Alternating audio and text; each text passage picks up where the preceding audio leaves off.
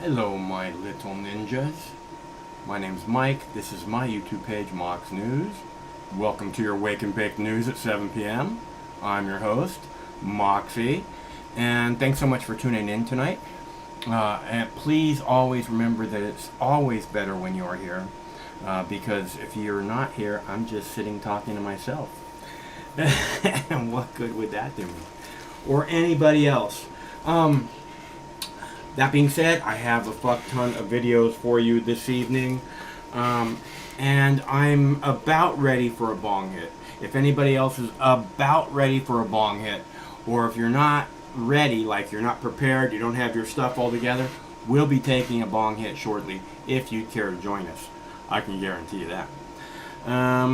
So the reason that I bring this up about is there something nefarious going on in Surfside condo collapse, is because Kennedy said last night, she said, is there something, and it's not just that, it's that this, more or less mainstream reporter is saying these things out loud and making you wonder what it is that she's talking about. Right? Is there something more nefarious going on here that no one's willing to talk about? And I'll play that clip. I have that clip keyed up for Kennedy. But again, this is one of the first things that I think of when I saw what was going on here. And there's these fucking horrible,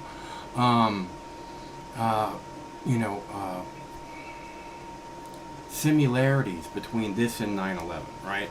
And then there's the Israeli military on the Surfside, Florida building collapse site, right? There's Israeli military.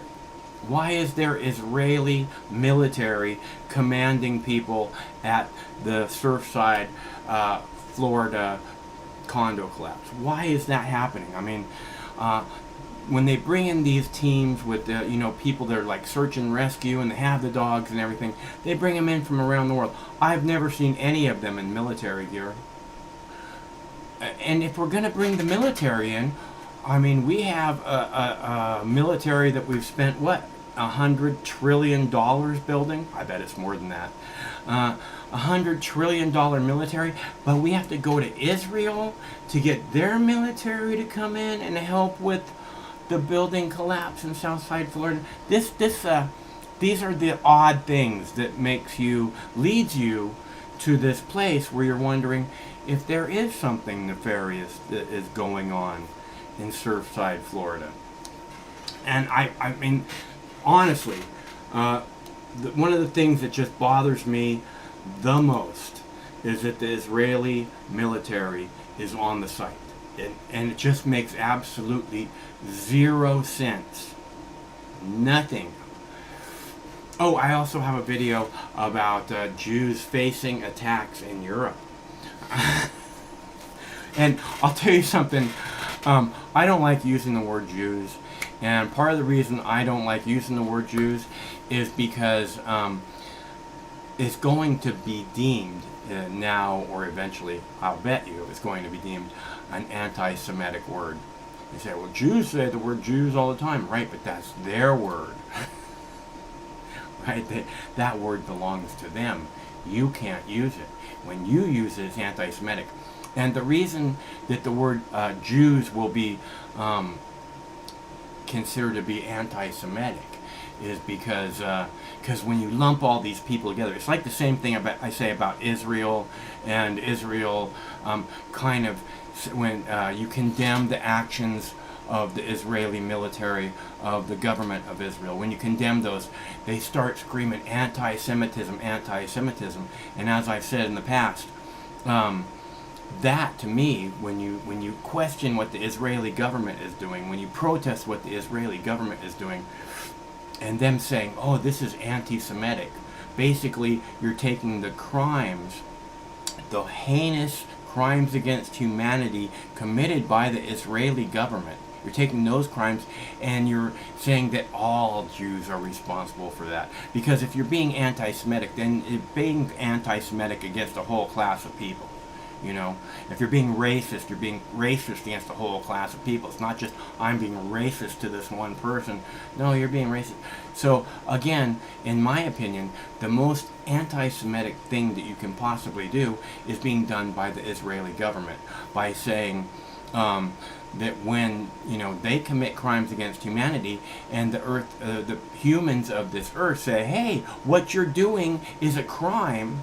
They say, "Oh, you're anti-Semitic." When they say that, they lump all their crimes that they've committed, all their heinous crimes against humanity, all throughout the Jewish community. Every single Jew is responsible for the crimes that Israel commits. And that, to me, is anti-Semitic. And this is the reason I believe the word Jews is going to be eventually labeled anti-Semitic. Because you're lumping everybody together, and it's just not right. Whether it's Jews or Christians or, Hindus, whatever. Okay, so I'm getting closer to ready for a bong hit. If you all are getting close to ready for a bong hit too, you might want to get ready, because I'm just about to do that, people. Let's see. Oh, and I have an interview with Ari Fleischer, who was the person that whispered in George W. Bush's ear that our evil plan has begun, Mr. President. I'm sorry, that the Twin Towers were attacked on September 11th. Ari Fleischer. And they bring him in as some kind of an expert on how people should be handling the building collapse in Surfside, Florida. And again, we all know what a heinous human being this person is. He stood next to George Bush, right? And that he was the press secretary for a little bit, wasn't he? George Bush's press secretary. He stood there and he made up excuses for absolutely everything that was being done. He again is this war criminal who has committed crimes against humanity and must go to prison forever. He should be top of the list. That's how bad he is. And they bring him in as, our honored Ari Fleischer. We're going to call him in because he's an expert who we can't wait to hear his opinion. So I have that video coming up. And I have a video about the collapse. Let's see, where's that video about the collapse? I have a video about the collapse, don't I? Oh man, I had it. Where's that video? Well, I had a video. I don't know if it's in one of the ones I have here, but I had a video, and I'll go find it and play it for you on another day, in which, wait. I gotta have this video. Hold on. Let's see. Military, shooting, Sharks, Ari Fleischer, Kennedy, Trump, Flash Foot. Oh, man. I know where it's at. I'll go get it in a second. Alright, so, it's already lined up. It's even cut to be edited, and I didn't fucking edit it. Alright, so I'll go edit it in just a sec.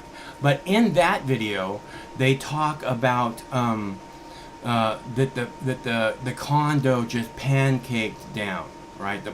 Just pancaked down, which is this theory presented by mechanics. What is it? Whatever. One of these major, technologically themed magazines. Something mechanics. I can't remember. But they explained the collapse of the Twin Towers with this pancake theory. The reason that it looked like a controlled demolition where it goes boom, boom, boom, boom is because one floor collapsed on top of the other floor, collapsing on top of the other floor, making it collapse on top of the other from making it collapse. The pancake theory, modern mechanics, popular mechanics, they're the ones who came up with this theory. They had a whole issue of their magazine on the pancake theory. And that was supposed to explain it to everyone, because it's in popular mechanics and they're scientific and they wouldn't do anything. So the pancake theory, and then I heard it mentioned tonight on one of the videos that I was pulling out, and I was really surprised because I mentioned it a couple days ago, that they're going to be giving us this pancake theory bullshit. It was just like this little snippet. Somebody said, and then the buildings pancake down on top of each other. I was like, Are you fucking kidding me? So this is where we're at in today's world, and I am prepared to dish that out to you in little bits. But it is a call-in show, and we'd love to have your opinion on whatever it is that you see happening in the world, including climate change. Because it's fucking hot, alright? I'm fucking hot. But I got a fuck ton of videos to do for you. I gotta go make another one in the other room. So here's what I'm gonna do. I'm going to play this video that I made specifically for you. And I'm going to go start that other video rendering, and then I'll come back and we'll get ready for a bong hit, okay? Because I'm about ready. So watch this. I'm going to go start that other render, and I'll be right back in a second. We still don't know what the hell went wrong in Surfside, Florida. Whether it was rusty rebar or something far more nefarious, no one is acknowledging out loud. Something far more nefarious. We still don't know what the hell went wrong in Surfside, Florida. Whether it was rusty rebar or something far more nefarious, no one is acknowledging out loud. Something far more nefarious. We still don't know what the hell went wrong in Surfside, Florida. Whether it was rusty rebar or something far more nefarious, no one is acknowledging out loud. Something far more nefarious. We still don't know what the hell went wrong in Surfside, Florida. Whether it was rusty rebar or something far more nefarious, no one is acknowledging out loud. Something far more nefarious, no one is acknowledging out loud. Something far more nefarious, something far more nefarious, something far more nefarious, no one is acknowledging out loud. Something far more nefarious, something far more nefarious, no one is acknowledging out loud. Something far more nefarious, something far more nefarious, something far more nefarious, something far more nefarious, something far more nefarious, something far more nefarious, something far more nefarious.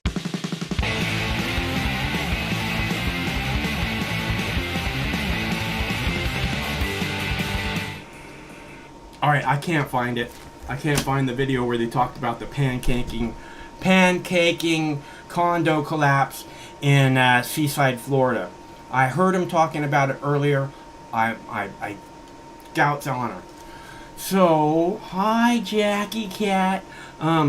So that's, I just wanted to point that out. Even though I don't have the video, I don't think it might be in my videos here somewhere. I don't think I had the video. I probably captured it. I thought I was capturing it, but I didn't somehow get it onto my clips. I don't think. Maybe I did.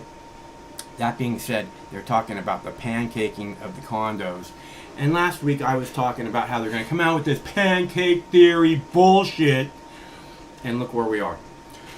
So, that Kennedy clip, I'm still perfecting it. I think it's close. But it's going to stick around for a while. And let's see where we're at. I have, again, I have the Ari Flasher. I have the Trump CEO indicted. So I think it's important to hear, well, what's important really is to hear your voices, right? This is why we do a call-in show, so that we can hear your voices and your opinion on what you see going on in the world, how you perceive it. Because lots of people don't seem to care about that, you know. But we don't block anybody. Anybody can call. You know, I'm not saying, oh, you have to be conservative to call, or oh, you have to be liberal to call. I mean, Rush Limbaugh never took anybody's phone calls. You know why Rush Limbaugh never took phone calls? Because he doesn't give a fuck about what you think. So, and I'm sure him and Donald Rumsfeld are just living it up right now. Living. So where are we at? Right, the fucking tiger. We got the fucking tiger. What else do we got here? Space station. We need to have a bong hit. I have a fuck ton of videos. God dang. I have a fuck ton of videos that I will be most happy to play for you. But the first thing we need to do is heat up the bong and get that going, because I know I've been talking about it for what, an hour now, and you guys, I got you guys all ready to go, and I'm not doing anything. So let me play this video. This video is for all of our fans that are living in a van down by the river, all Mox News viewers that are living in a van down by the river, you need to watch this video and heat up your bong, because we're about ready. Well, tonight, a warning ahead of the long holiday weekend. This was the scene, look at this, in Utah Zion National Park after more than an inch of rain fell there in just an hour, and that created some dangerous flash flooding. Cleanup efforts now underway because the water turned roads into mud, as you saw, and some main roads and interstates were closed because of all that damage. News Nation's Marky Martin live tonight. And Marky, Utah, not the only place dealing with this kind of flood risk. Rob, you always hear that phrase, turn around, don't drown, and flash flooding truly is one of the scarier weather events you could find yourself in because it can happen unexpectedly and it can happen in the blink of an eye. And you're right, it's several locations across the country seeing it this week, and now it's turned deadly. Scary moments for tourists inside Zion National Park, just ahead of the busy 4th of July holiday weekend. We don't really get this. I don't remember in California, especially in the Bay Area. Alexa Griffin and her family were on a hike when the skies opened up, bringing heavy rain, hail, and a river of mud down the park's main road. And we heard the thunder, so decided out of safety to come back down. We headed to the lodge to pick up the shuttle, and a sudden downpour. The park had to be closed temporarily while construction crews cleared the debris, but police say no one was injured. It swept cars down Lion Boulevard into each other along with debris. There's things like dumpsters in the road, rocks, all kinds of things. Utah, not the only place seeing dangerous floods. In Ohio, Thursday morning rains sweeping this truck off the roadway. First responders rescuing the driver before treating them for injuries. And parts of West Texas, like Midland, were hard hit. Just take a look at these businesses, now underwater. And in El Paso, a hiker was killed after being washed away in floodwaters. That hiker, I love you guys. I miss you guys. a popular teacher at an Austin high school. She was very passionate about what she did. She cared a lot about our personal success. She was just what every teacher should look up to be. Texas State Parks Director Rodney Franklin telling News Nation it only takes a few inches of fast-moving water to sweep you off your feet. And once you lose your balance, anything could happen. You could bump your head, you could get caught on a root or something like that. So the best advice I could give is just to turn around from those situations and stay on high ground. Yeah, he said planning is key, especially if you're going out solo. Some of his other biggest pieces of advice, share your route with a loved one before you head out, or even maybe drop your pin once you get there. He says pack a cell phone, food, extra water just in case. And according to the Texas Department of Transportation, flash flooding is the leading cause of weather-related deaths, at least here in Texas. Rob.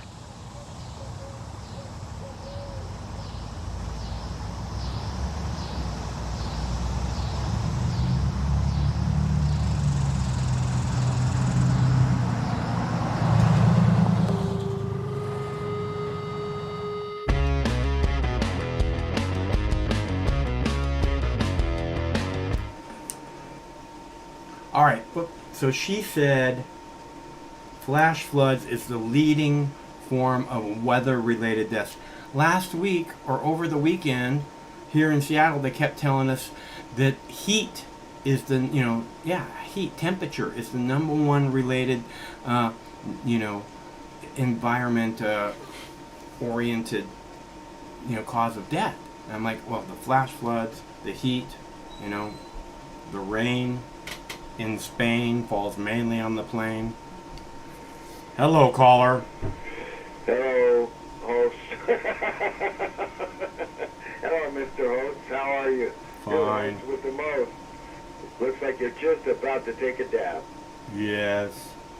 But of course, I'm calling you from the past, so maybe you're already taking a dab, and I just don't know it because you're 10 or 15 seconds ahead of me. I'm 15 seconds ahead of everybody, baby.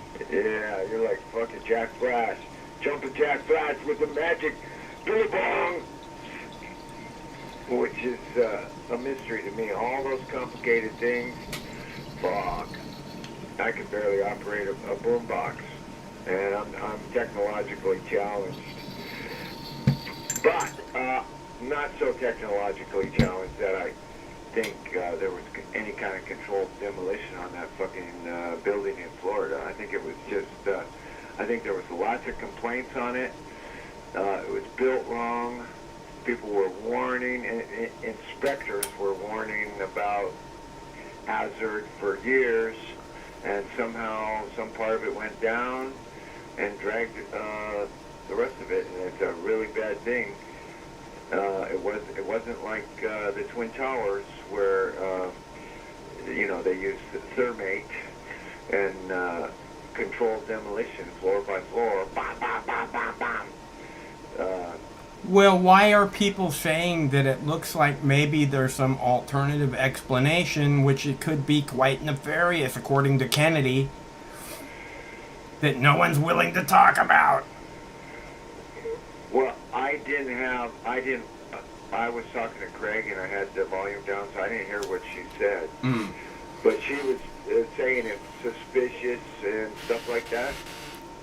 I'll play the video for you when I get off the phone. She said that there's, what the fuck did she say? Hold on one second. Can you listen to it now? Ready? Yeah. Okay. She said, We still don't know what the hell went wrong in Surfside, Florida. Whether it was rusty rebar or something far more nefarious, no one is acknowledging out loud. Something far more nefarious. We still don't know what the hell went wrong in Surfside, Florida. Whether it was rusty rebar or something far more nefarious, no one is acknowledging out loud. Something far more nefarious. We still don't know what the hell went wrong in Surfside, Florida. Whether it was rusty rebar or something far more nefarious, no one is acknowledging out loud. Something far more nefarious. We still don't know what the hell went wrong in Surfside, Florida. Whether it was rusty rebar or something far more nefarious, no one is acknowledging out loud. Something far more nefarious, no one is acknowledging out loud. Something far more nefarious, something far more nefarious, something far more nefarious, no one is acknowledging out loud. Something far more nefarious, something.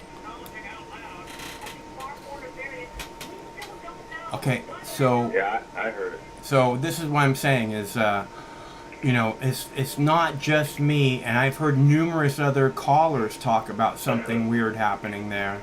And it's not like the first time. Last week I said they're going to start talking about how this is, bring out the pancake theory, and that's what happened. It just pancaked down, flew out. You remember when they came up with the fucking pancake theory for Twin Towers? That was NIST. That was the National Institute of Statistics and... Popular Mechanics Magazine. Yeah, that was the NIST theory. Yeah. National Institute of Statistics and right. Trash. So I said they talk about the reason the Twin Towers came down is because one floor collapsed on top of the next floor, and that's why it looked like a controlled demolition. Boom, boom, boom. As the fireman said that day, who was on the site, it looked like a controlled demolition. Boom, boom, boom. End quote. Okay, so he didn't see it come down though. He's just looking at the wreckage. It does look like. Then why did he say boom, boom, boom with his hand held up, going boom, boom, boom? You talking about the World Trade Center or Florida? World Trade Center. Yeah. They saw that. Yeah. The firemen Okay. saw that. Everybody saw that. Right. That's where they got the fucking bullshit pancake theory. Okay. It dropped from floor to floor to floor. That makes sense. It's pancakes. You guys know how pancakes work, right?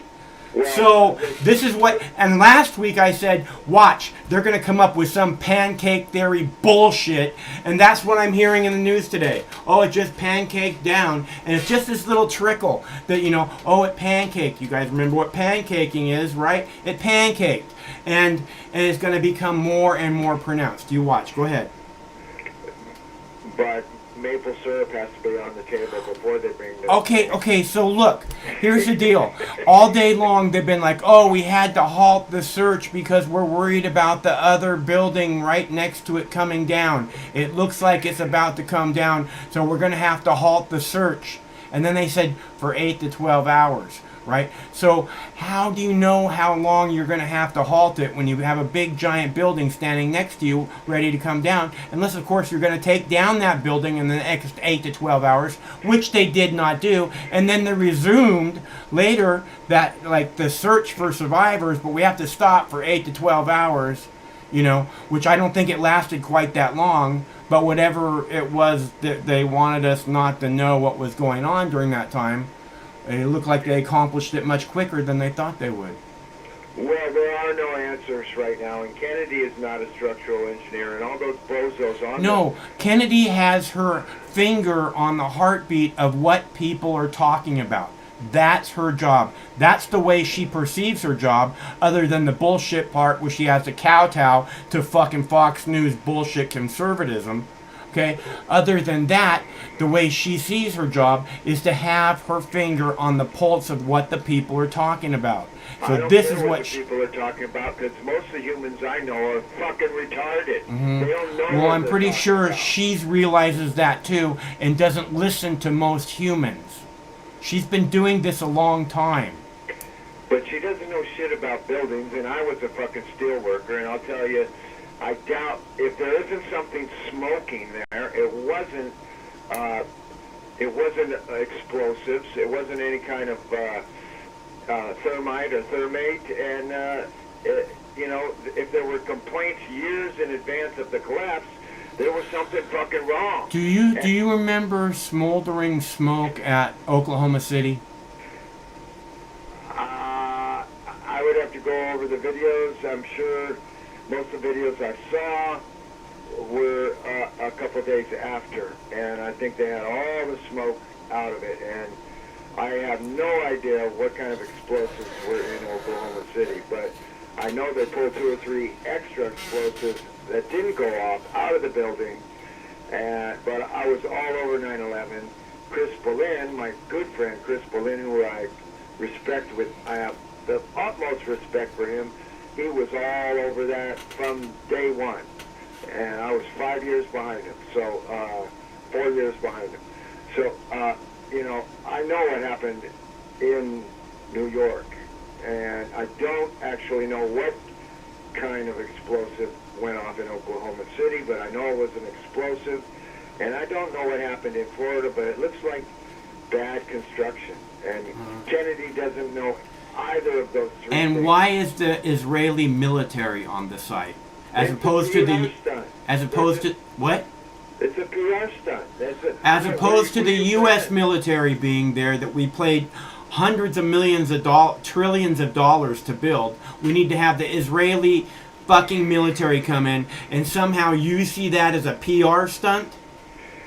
Yeah, it's they're trying to boost the image of Israel on the world stage. Hi, we rescue people. We're Israelis. We've done it in this country and that country and Cuba and fucking Haiti and everywhere else. We're Israelis. We dig people out of wreckage. We're the good guys. But every single one of those guys is an ex-Israeli soldier, because you have to be a They're soldier. all in uniform. Yeah, well, maybe they're current Israeli soldiers. But every citizen of Israel is an Israeli soldier unless they object. And then they go to jail if they object. Uh-huh.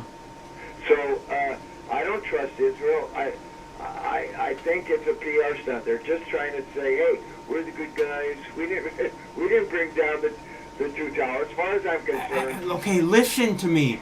It doesn't make any sense. They can't just fly Israeli troops into fucking Florida to go and occupy this space. Okay, to go and be part of what, participate.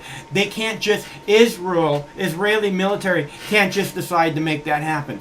So, what, the White House is part of this stunt, DeSantis is part of this stunt, they have to be, someone has to say, hey, we need the Israeli military here, and we need it now.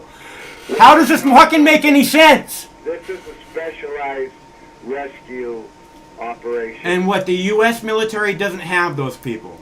I have no idea. But Of course they fucking have those people! It's the governor governor of New York who said yes to the Israeli request. The- The governor of Florida. who said yes. DeSantis. Okay, you know that for a fact.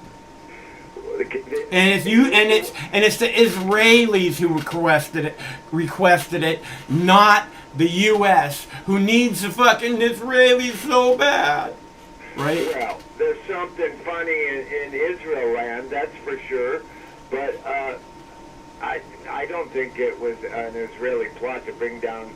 I've heard theories that John McAfee had a apartment in that complex. I don't know. I'm just kind of new to John McAfee. I don't know that much about him, but you know, he was supposedly, maybe he was murdered in the Spanish prison. Maybe he died naturally.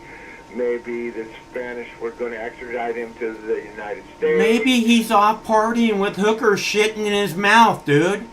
Okay? Because when you have $50 million in crypto and say, hey, how would you like $1 million in untraceable money right now in your fucking bank account? Not your bank account, but... I bet you know more about John McAfee than I do, because I'm not into crypto or any other kind of fucking currency like that.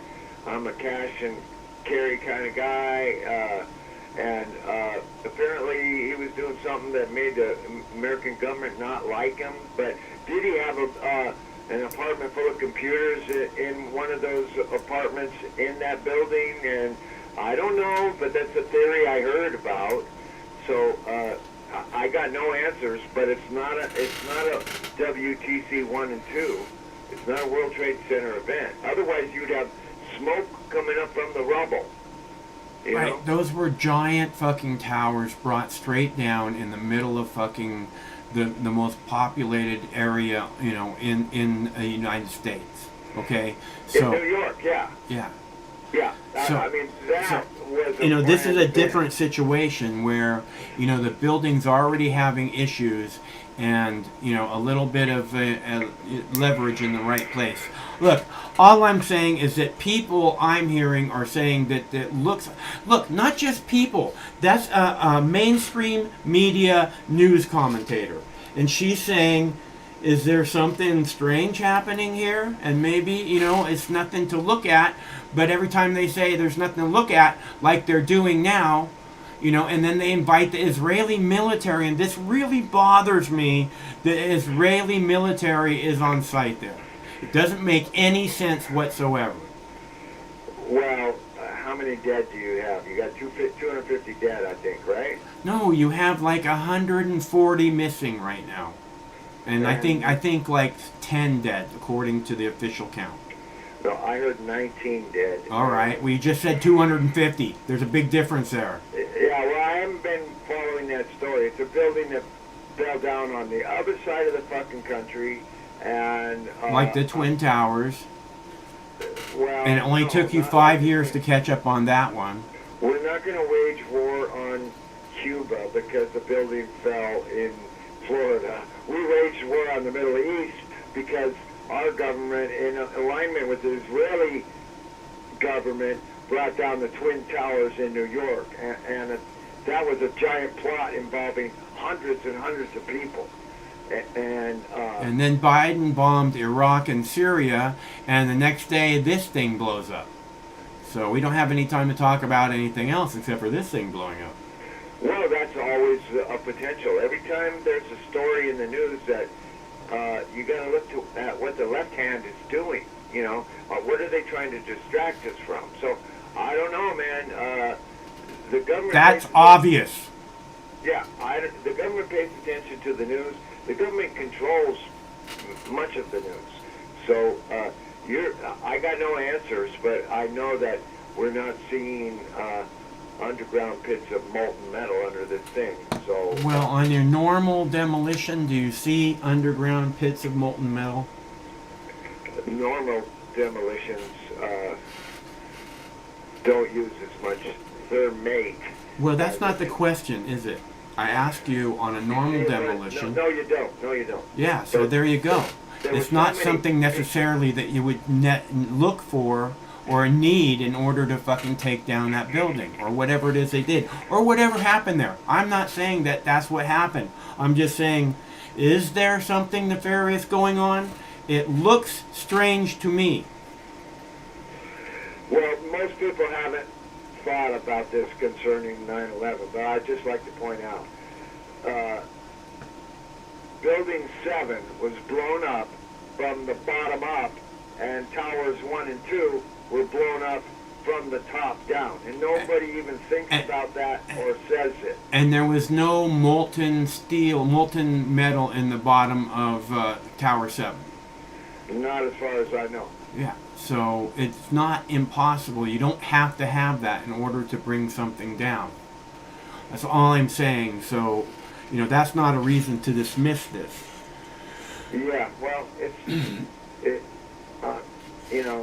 meanwhile, other stuff is going on. I'm not saying it's a no.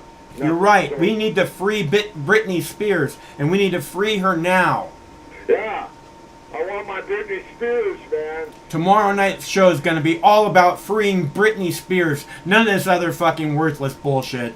We have to focus on what's really important, man. Yeah, Miley Cyrus, too. Miley Cyrus is quite free already. Good work, Miley.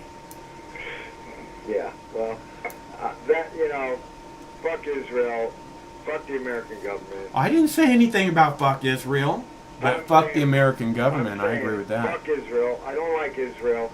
Israel is a butcherous, barbarous country that commits crimes and nobody holds their feet to the fire. Nobody gets punished for the genocide they've committed. That's anti-Semitic, dude. Well, you can call me any name you like. I didn't call you a name. I said the statement you're making is anti-Semitic. Anti-Semitic stuff can't hurt me. I didn't call you anything. I said I did not. I said what you are saying is anti-Semitic. I didn't say you were. Well, you hurt my feelings, Mike. I'm just telling you facts, man. I don't care. Yeah, I feel the same way. It's not that I'm, a hater. It's that the Israeli government needs to be held accountable for their crimes against humanity, just like the U.S. government, which is what I say. Yeah, you ought to look up that clip of Biden saying, you don't have to be Jewish to be a Zionist. I'm a Zionist. You ought to look up that clip and just loop it over and over. I'm a Zionist. I'm a Zionist. Because he is a Zionist. Yeah. All those people, all those Washington insiders, including Rumsfeld, they're all Zionists, including the guy Ari Fleischman. Including fucking Pelosi, including fucking Schumer, including Mitch McConnell. They're all Zionists too. And they own our government. They run our government. Yeah, I'm not going to get an argument out of that. It's really unfortunate that we allow foreign lobbyists. We have to we have to get priorities, and one of them has to be sending all the current members of the Congress and the White House to prison so that we make examples of them. And probably all the last, they're all up Trump's ass right now about, this tax thing or whatever. And, he's calling it a witch hunt. All I'm saying is I've never seen this government go after a president. I've never seen, other than we have to impeach this person. They had to impeach, Bill Clinton. They had to impeach Richard Nixon, but that's different. That's different than actually going after them criminally, and there was so many reasons to go after, George W. Bush and all these, Bill Clinton, all these other people. And what we're seeing is that they don't do that to any president, and now they're doing it to Trump. And it's like, it's really off the charts. It's beyond the pale, as they say. And it's not because I like Trump or I love Trump or I support Trump in any way, as you regular viewers know. The reason is that it's beyond the pale because they don't do it with George W. Bush, who murdered 1 million innocent Iraqis based entirely on lies, which we all know, solely to enrich him and his vice president. Yeah, Trump is a special case. They came after him. They're going to keep coming after him. And as far as charged his financial advisor that got either charged and arrested or just charged today. He's been advising the Trumps for 50 years, including the father Trump, Papa Trump, and he's going to get off. This fake government of ours is putting the squeeze on this guy, and Trump has enough money to blow their bluff out of the water. It's just like, the insurrection or grab him by the pussy or whatever. It's just bullshit. The guy asked his lawyers, how can I get out of paying the tax? And the lawyer says, well, you got to buy $200,000 worth of this stuff here and just add it to your thing, and you're not breaking the law. Nobody's breaking the law. Trump's not breaking any tax laws. He's just doing what businessmen do, is you increase your overhead and you pay less taxes. I do it. Every contractor does it. Craig does it probably. How can I buy this to offset my tax liability? And they do it.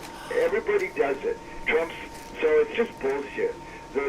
That's what I just said. It's beyond the pale. It's like this thing that they don't do. It's like Obama. Oh, we have to look forward, not backward. We're talking about crimes against humanity, Mr. President. Oh no, we have to look into the future, and then he continued what George Bush was doing. Okay, and that's the reason that they don't go after the presidents mostly, is because they don't want the next president to go after them. Well, imagine if Bernie Sanders had actually won the election by not being put the pussy that he is, and said, I want to end all foreign wars. They would come after that motherfucker if he had any fucking cojones at all, just almost as bad as they're coming after Trump. Or they would bribe him, or they would threaten him, or they would get in his way, because the war machine has to go on. The spice must flow. We have to keep the wars going. We have to keep our enemies weak, and we have to remain strong, even if we print more money and raise taxes on the little people, so that the war machine can go on. And Bernie Sanders could easily, if he had any balls and stood up to this fucking empire, could easily get a bullet to the head or be poisoned or whatever. Yeah. But he's too much of a pussy to stand up. And so it took a special kind of stupid like Donald Trump to actually stand up halfway, not all the way, just halfway, and they didn't like it. So we're seeing what happens to a president who stands up. No, he stood up halfway. Halfway, yeah. The only reason he stood up halfway is because he had to take a big fart, so you know. I gotta go get a drink. I didn't get my drink up here, so. Okay, stay cool, my friend. All right, thanks a lot for calling. People in the chat are saying, oh, I like Mike tonight. So, Killer Mike, I'm sorry, I like Killer Mike.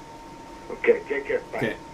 I gotta go get my tea, and I think this next video will be about Jews facing attacks in Europe, because I think that needs to be a big part of the discussion, don't you?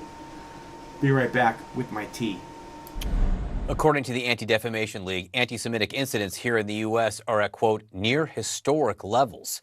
Tonight, in the second installment of our series examining the worldwide rise of anti-Semitism, we look at Europe, where the numbers are showing the Jewish community is also under increasing attack there. Here's CNN's Melissa Bell.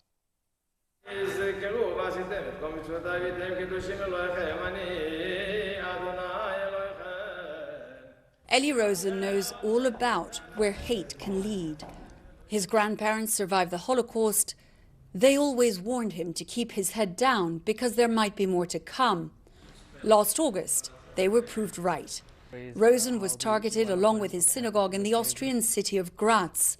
Its walls, made from the bricks of the synagogue destroyed in 1938, defaced. After this attack, those warnings of my grandparents had kind of flashback, and this made me very, very sorry and brought tears into my heart and my face. A few days later, just outside the synagogue, Rosen was chased by a man wielding a baseball bat, but managed to get back into his car just in time. Certainly I was scared. Being physically attacked is a dimension that's different than being verbal attacked, which I'm used to because anti-Semitism has risen within the last year.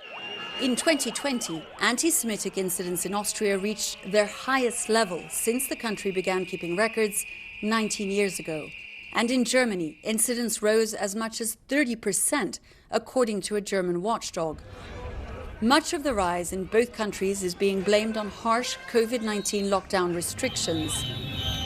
Protesters demonstrating against the restrictions held signs depicting forced vaccination by Jews, and 2 people in Berlin were shouted at by a man who they believed blamed Jews for the pandemic. I think that anti-Semitic conspiracy myths have been there for centuries, and in fact, whenever there is a pandemic, they have come to the fore again. Across Europe, anti-Semitic attacks have been rising for years. From a deadly standoff in 2015 at a kosher supermarket in Paris to Vienna, where 4 people were killed in a rampage outside the Stadttempel synagogue last year. And then there is the desecration of Jewish graves, like these in eastern France. In Brussels, Rabbi Albert Guigui now wears a baseball cap when he goes out to hide his very identity. Of course I wear a yarmulke at home, he says, but outside I prefer to cover my head less conspicuously. It's not healthy, he explains, to live in an atmosphere of fear and where you feel hunted.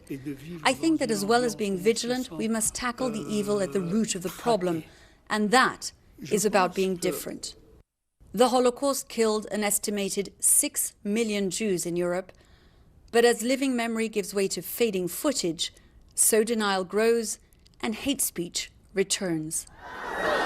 As well as the tension around COVID lockdowns, the violence between Israel and Hamas in the Middle East in May also drove hate towards Jews across Europe. Like here in Berlin, or in Brussels, where the chants spoke of ancient battles between Jews and Muslims. You do see a cyclical increase in expressions of anti-Semitism and also anti-Semitic violence linked to events in the Middle East. But if we look more broadly at the phenomenon of anti-Semitism in Europe, we see that it's much older and also much wider. And it's really a European issue. The hate is also spreading online, according to Human Rights Watch. Horrific cartoons like this one, depicting Jews with a big hook nose. Or this one in France of a conspiracy theory blaming Jews for the pandemic and shared, he says mistakenly, by a candidate in recent regional elections. The European Commission has a deal with tech companies to remove offensive content within 24 hours, but only once it's been alerted. This is the memorial in the very heart of Vienna to the 65,000 Austrian Jews who were deported during World War II. Most did not survive.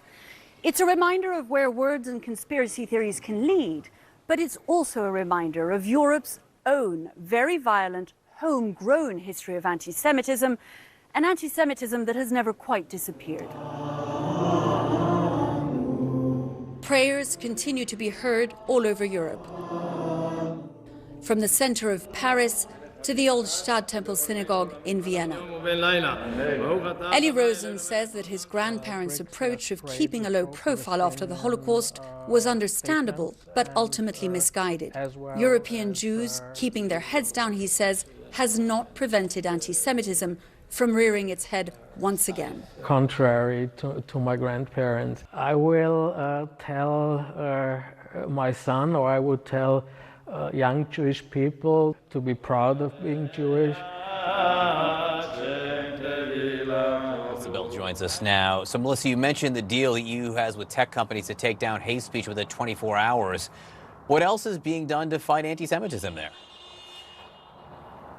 Well, this new idea from the European Commission that they're trying to push through a new piece of legislation that would try to make tech companies much more responsible for their content, John. So what the European Commission coordinator you just heard from there explained to us was that it would be giving regulators better access to things like algorithms, how their advertising works, and how responsibly they're dealing with their content. What she said was they're not like postmen delivering letters, the contents of which they have nothing, they know nothing about. And that's what Europe's really trying to tackle. Of course, in the meantime, the pandemic has only worsened this.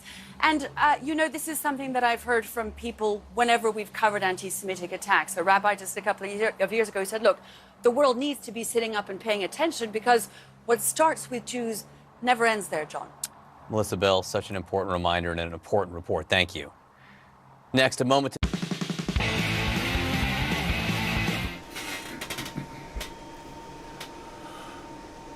Right.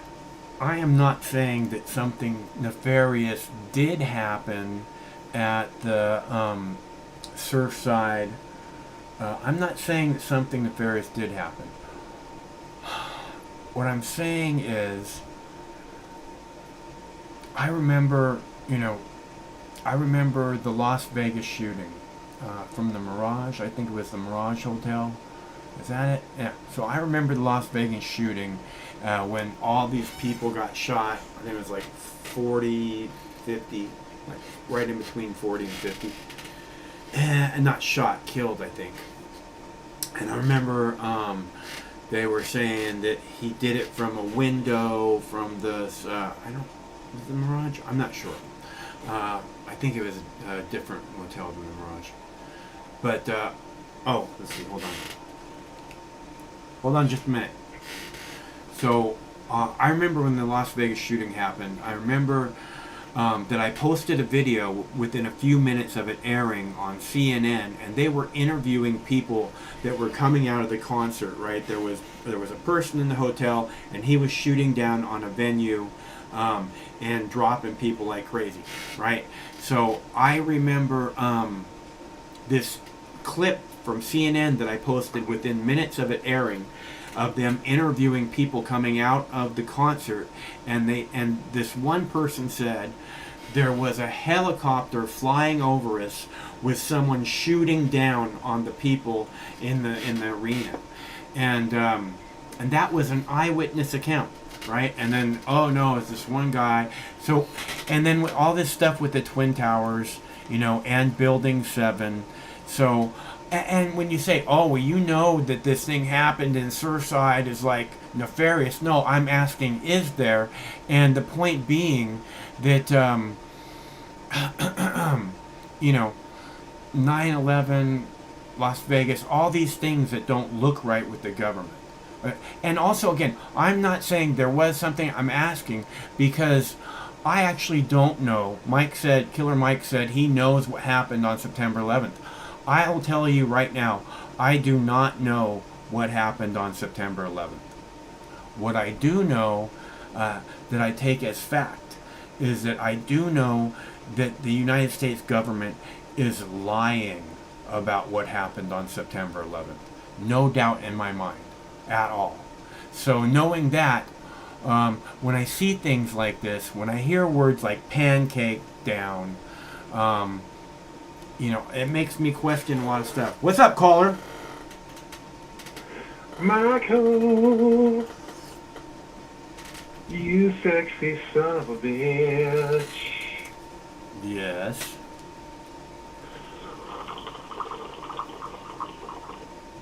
Are you taking a bong hit? Oh, I wish it was. Almost. I'm almost there. I got a couple days to my orientation. Oh yeah? I'm gonna be hitting it. Then I'm gonna be hitting it up, dog. With the Moderna? Hitting it up hard. No, not Moderna. Oh, not Moderna. Good. No, Moderna didn't want to. They didn't offer me enough money. Fuck those people at Moderna. Yeah, I wasn't so thrilled working for them anyway, so it kind of worked out. Got another offer. That was better. So. Better offers are always my orientation, nice. Doug. Yeah. Excellent. More money's always good. More money. More money. Not work for the fucking machine, so that's cool. Fuck the man. Yeah, bro. Just waiting. Just want to get my orientation on. Awesome, confirm dude. the job so I can fucking get high again officially. Well, that's I really... did get high like 2 weeks ago. Really? Which I shouldn't have done. Are you sweating I got balls so- now? Huh? Are you worried about getting piss tested? No, because I don't know. Places aren't doing 5-point drug tests now because of COVID for whatever reason. I don't know if they may be like working on companies are too busy making COVID tests to make 5-point drug tests, so they're not requiring it. I don't know. That's my theory. But yeah, they ain't making me take one, dude. They make you take a vaccine? No. They just make you take a background check and provide a reference, and that's it. That's interesting. I think that's pretty reasonable. Yeah. There's no forced vaccinations going on yet, but you know I ain't gonna be down for that shit. They do like I've heard that there's like they make you take like a spit test, you know, but I'm okay with that, you know, as long as they don't make me get fucking vaccinated. You know what I'm saying? I'm cool with the spit. Yeah. I mean, I'm cool with the spit test. I can take a spit test. What the fuck, you know? Yeah, no, I was just wondering if that was like part of the agreement before they said, okay, you're hired. All right, so what's happening, Pete? Besides all the good news there. Bro. Just chilling, bro. Just want to call in. Do you have What's going on with you? Do you have plans before you go back to work? Because I know you work a lot of hours once you start working. I don't know. I have no idea what this new job's gonna be like, bro. So. But I mean, how are you gonna spend the time before you go to work?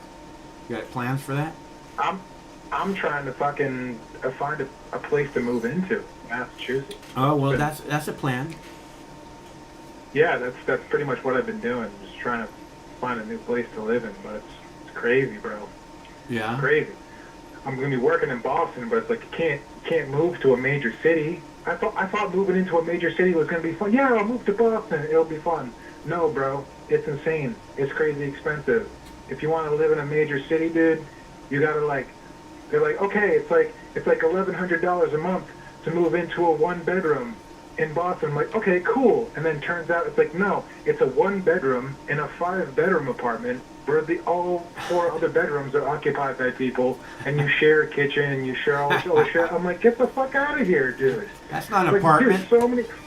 Dude, I know, right? Like, so many people like that live like that in the city. It's crazy. I'm like, fuck you, right? So, well, I'm trying to find a place. Doesn't the train go there? I mean, Joe Biden always took the train back and forth in his fucking bullshit job in White House. Yeah, fuck the train, bro. I got a brand new car. I ain't gonna fucking take a train. No, I'm saying you could live where you want to live, you know? I mean, if Boston is hard... Exactly. I got a brand new fucking 2019 Toyota Camry, bro. I'm gonna move out west. I'm gonna move out west to I found some nice little towny apartment complexes west of the city that I can drive into 30 minutes. So, you know, but it's still a process. It's crazy. It's like, you know, you got to go through the whole thing.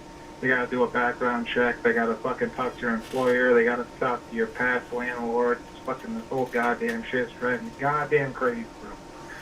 But I don't know. I would never pass that landlord test. That's for sure. I know, dude. It's tough. It's tough. It is tough.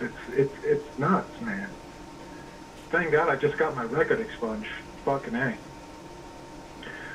That's good. Yeah, I'm glad to hear you got. I'm glad. I know that was stressing you out. You wanted just to get that done and over with. It's still stressing me out because I have a bunch of shit for marijuana possession on my record from, you know, when I was younger.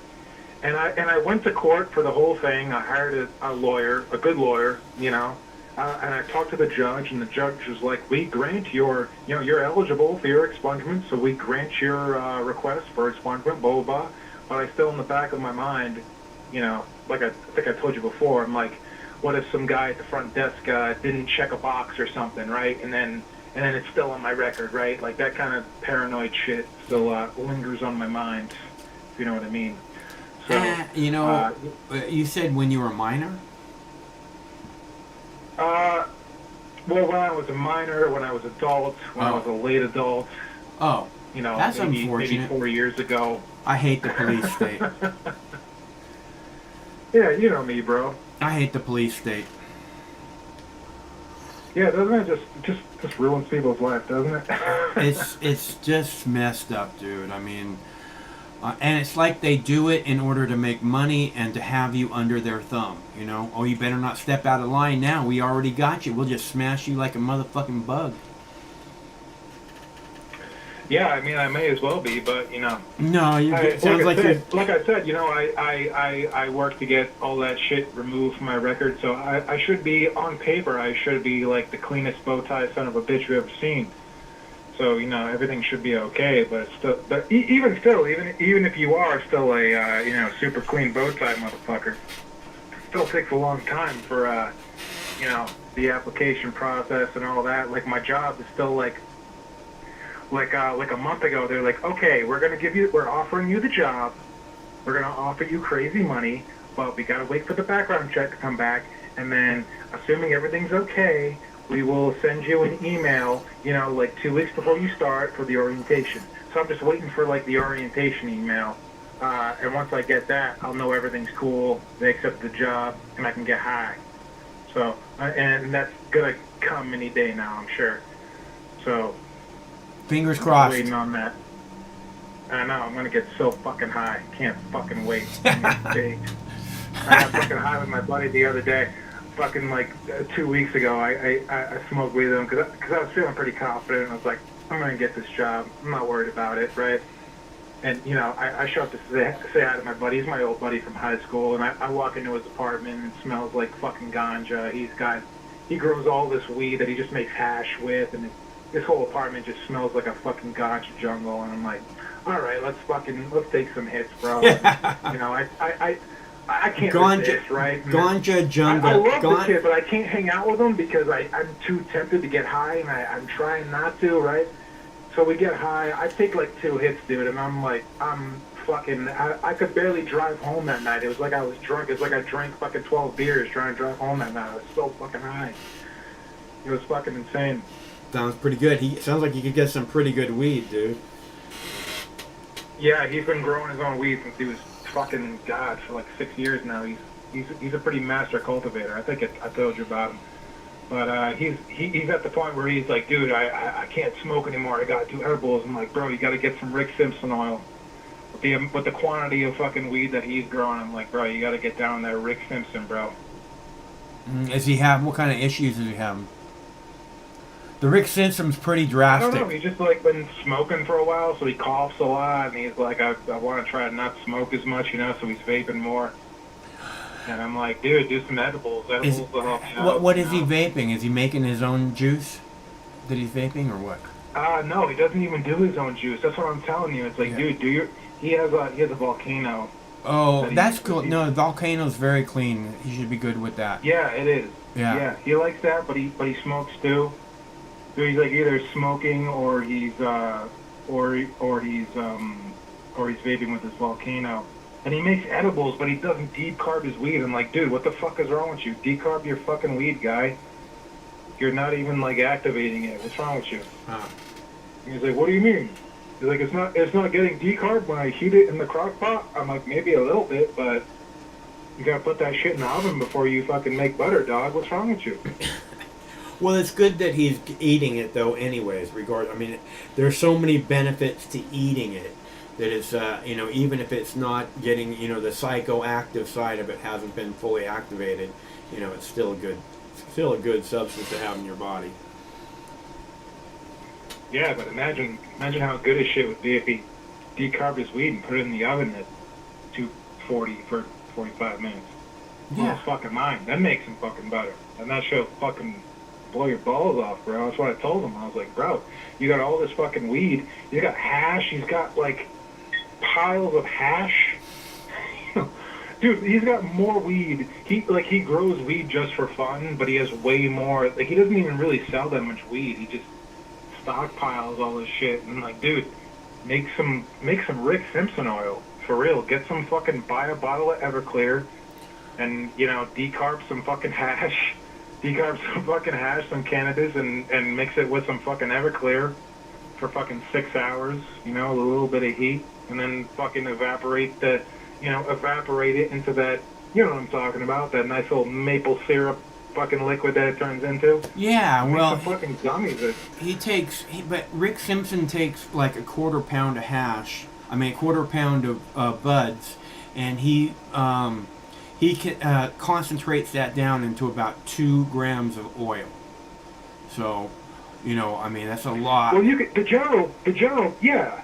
Well, you can do it with as much as you want, but the general principle of it is, you know, mixing activated cannabis with ethanol, and the ethanol is a solvent, and it dissolves, and then you get like that green alcohol, the tincture, and then you take the tincture and then you evaporate the alcohol away, and you get that nice oil. Yeah. You know, that Rick Simpson oil. Right. So well, I've seen Rick Simpson make the oil that he makes, and it's really it's for really like and what he gets out of that 2 grams, he recommends that you take it as much as possible. So I mean, you gotta eat as much as you can. So to get the results that he's looking for. So it's a really heavy duty thing. Not that you can't handle it. It's just like it's best if you're sick, because it's just gonna make you want to sleep, really. So yeah, that's like the most concentrated form of cannabis. Yeah.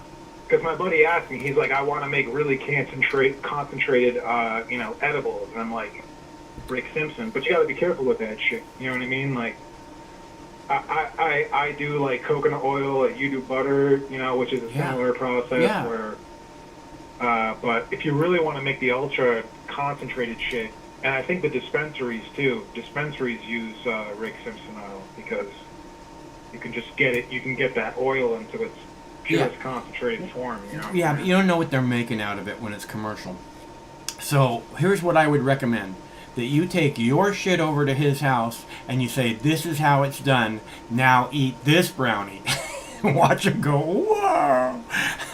So, or gummies or whatever it is you want to make, but you should go over and actually, you know, make brownies at his house. Make weed and then make brownies. Well, his thing is like, he's like, dude, I don't want to use butter or coconut oil, because he's like, he doesn't want to get fat, you know. I'm like a skinny guy, like I can't gain weight as much as I try, and he's like, you know, he quit drinking and he lost all this weight, and he's so afraid of gaining weight. He doesn't want to eat butter or fucking any of this shit. So I'm like, all right, bro, well, we can go with Rick Simpson, but you got to be careful with that shit, because you're playing with fire. You're playing with dragon fire there, bro. All I'm saying is it just make you sleep if you eat it. I mean, it's good. It's gonna help your body a lot. It's gonna help you heal from things you need to heal from, but it's also gonna just make you tired as fuck. It's one of the side effects, from what I understand. Yeah, and I've eaten a lot of oil that was described as Rick Simpson's oil. So yeah, eating weed is definitely, it's more sedated. It's definitely not as like heady, for sure. I think it's heady. I think it's really, really heady. I just think most people experience it late in the day and it makes them tired. But what I'm telling you is that this Rick Simpson oil, which I've eaten a lot of, or stuff that was labeled as Rick Simpson oil, it's very strong. I don't know how heady it was, what I experienced, but it was. It makes you want to just lay down. So yeah, that's been my experience with like most edibles.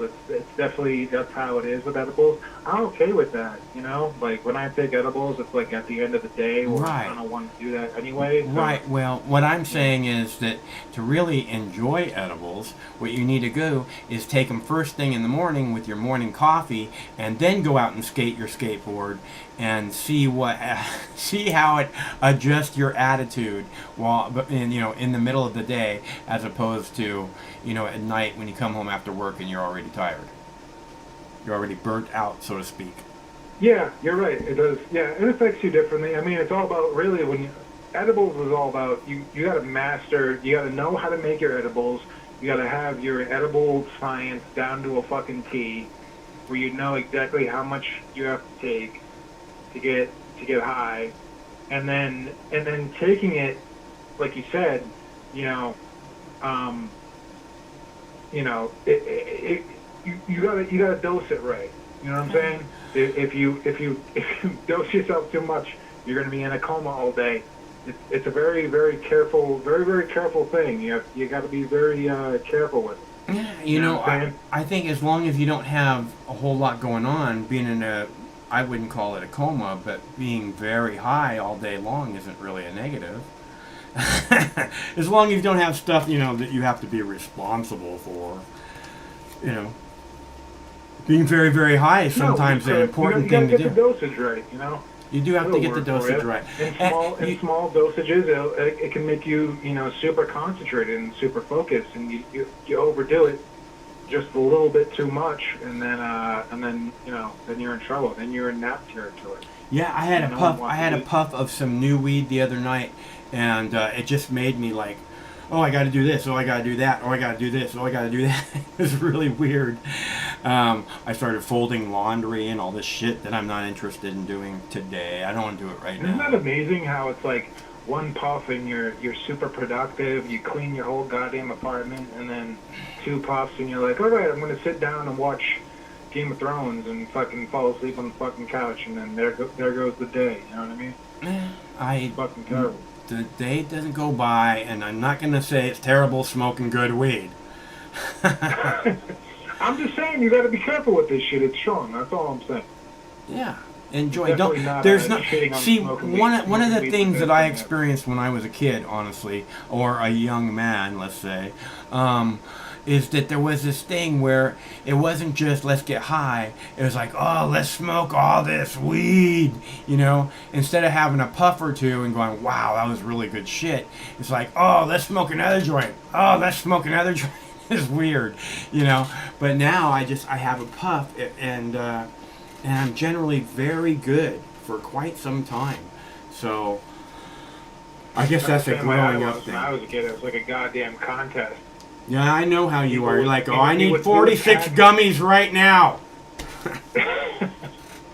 Dude, do you remember back in the day when like you used to pack all your friends into a car and drive around? I don't know, maybe. Yeah. Did you ever do that? Yeah. Take a bunch of acid and drive all around town. Dude, I remember that well. Yeah, dude, 5 people in a fucking Ford Escort, a little 4-cylinder Ford Escort. You drive it around. Everyone would fucking smoke like way too, like 4 blunts. Like we'd be fucking. It was ridiculous. It was like a waste of weed how much we were smoking. It's not. I mean, hey man, we were cool. It made you look cool, dude. You got to do something that makes you. We thought we were. Like, it was like Dazed and Confused. It was like the fucking movie. We thought we were fucking cool. It's like. And then we all got home and just took a nap. It's like. Yeah, we would do that shit, get high. I remember one time we did it at night, and then we had, it was like 4th of July. It was right after 4th of July, probably about this time of year, actually. And we had like I don't know if I told you the story already, but we had like a bunch of bottle rockets, and we used to get like super high, pack like 5 people in a car, and then drive around and shoot bottle rockets at other people's cars. No. Like, you know, there'd be like the one lane coming one way. And you never got busted for that shit? You got busted with weed, but you never got busted for that shit? I did get busted for fireworks, actually once, yeah. I did.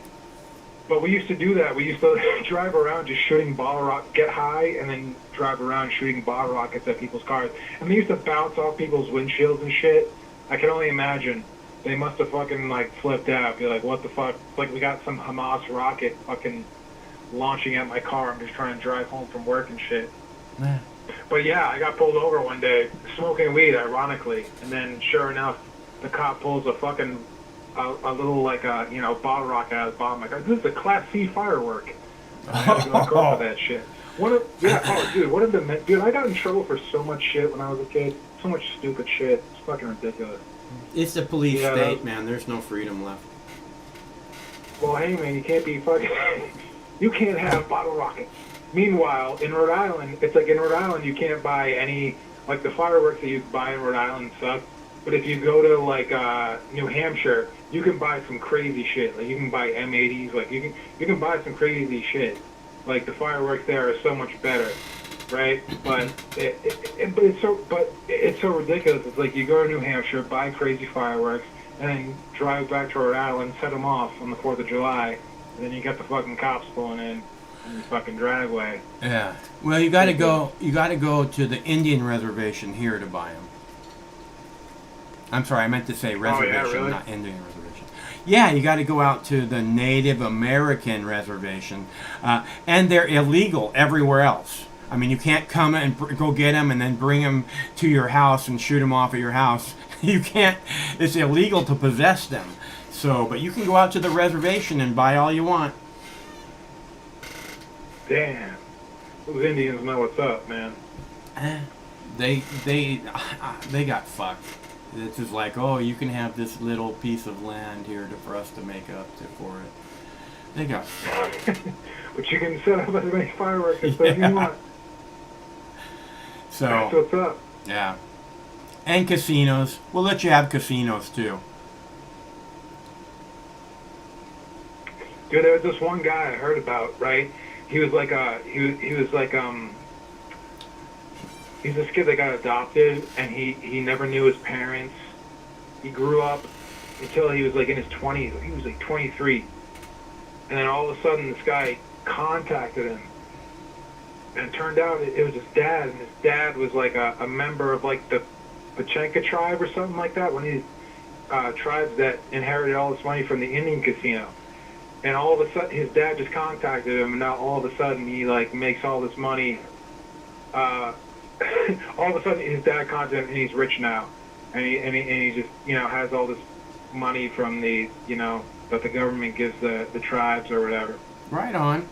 Yeah, there was a girl that we had on our show on a regular basis for a little while. Her name was December. She used to say it's cold in December. She found out that she was like 1/10 something, and she started getting a check every month. Here's your casino profits. Isn't that crazy? Damn. Like lucky. I have like 0.1. I have 0.1 Native American blood. Does that count for anything? I have no idea. Nothing? It's not my bag. If anyone knows, it'd be you, Mike. I don't know. I don't know. Oh boy. We have fun. We have fun on the show, don't we, Mike? Are you looking forward to the weekend? You got any plans for the weekend?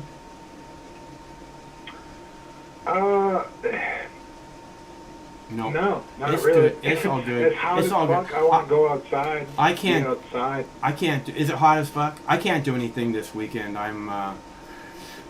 The dogs hate the fireworks, and I can't. So I can't go too far from them at all. And I don't even think we're going to be able to do much of walking in the next couple days. So. I think tomorrow I'm gonna buy weed for the first time. Oh, that's just gonna tempt you, bro. I'm gonna buy it and I'm gonna hold on to it. That's not a good idea. You can get all the weed you want as soon as you get off. Because your friend's just sitting there waiting to he'd probably give you all the weed you want. So you don't need to go buy it, just wait. I'm gonna go there, I'm gonna buy it. I haven't seen him in like 2 weeks. You're gonna smoke it all, dude. Don't go do that. You're worried about. Gonna smoke it. You're No, gonna dude, smoke look, it. You're gonna smoke every bit of it if you don't eat it. No, I'm not. Come on. No, I'm not. Come on. I'm gonna be super disciplined. I've been very disciplined up until this point. No, you weren't. You just said you got high 2 weeks ago. I did, but that was a break. That was a flaw. All right. That doesn't mean I'm not disciplined. Okay. No, I agree. I'm gonna maintain my discipline. I'm just saying. I'm just saying it means it means that you're not that disciplined. I'm not saying it doesn't mean that you're not disciplined. It just means that in this way you're not that disciplined. Well, look, bro. You're gonna smoke it. I'm not gonna smoke it. The only reason that I smoked that one time was because before that I hadn't smoked in like 3 months.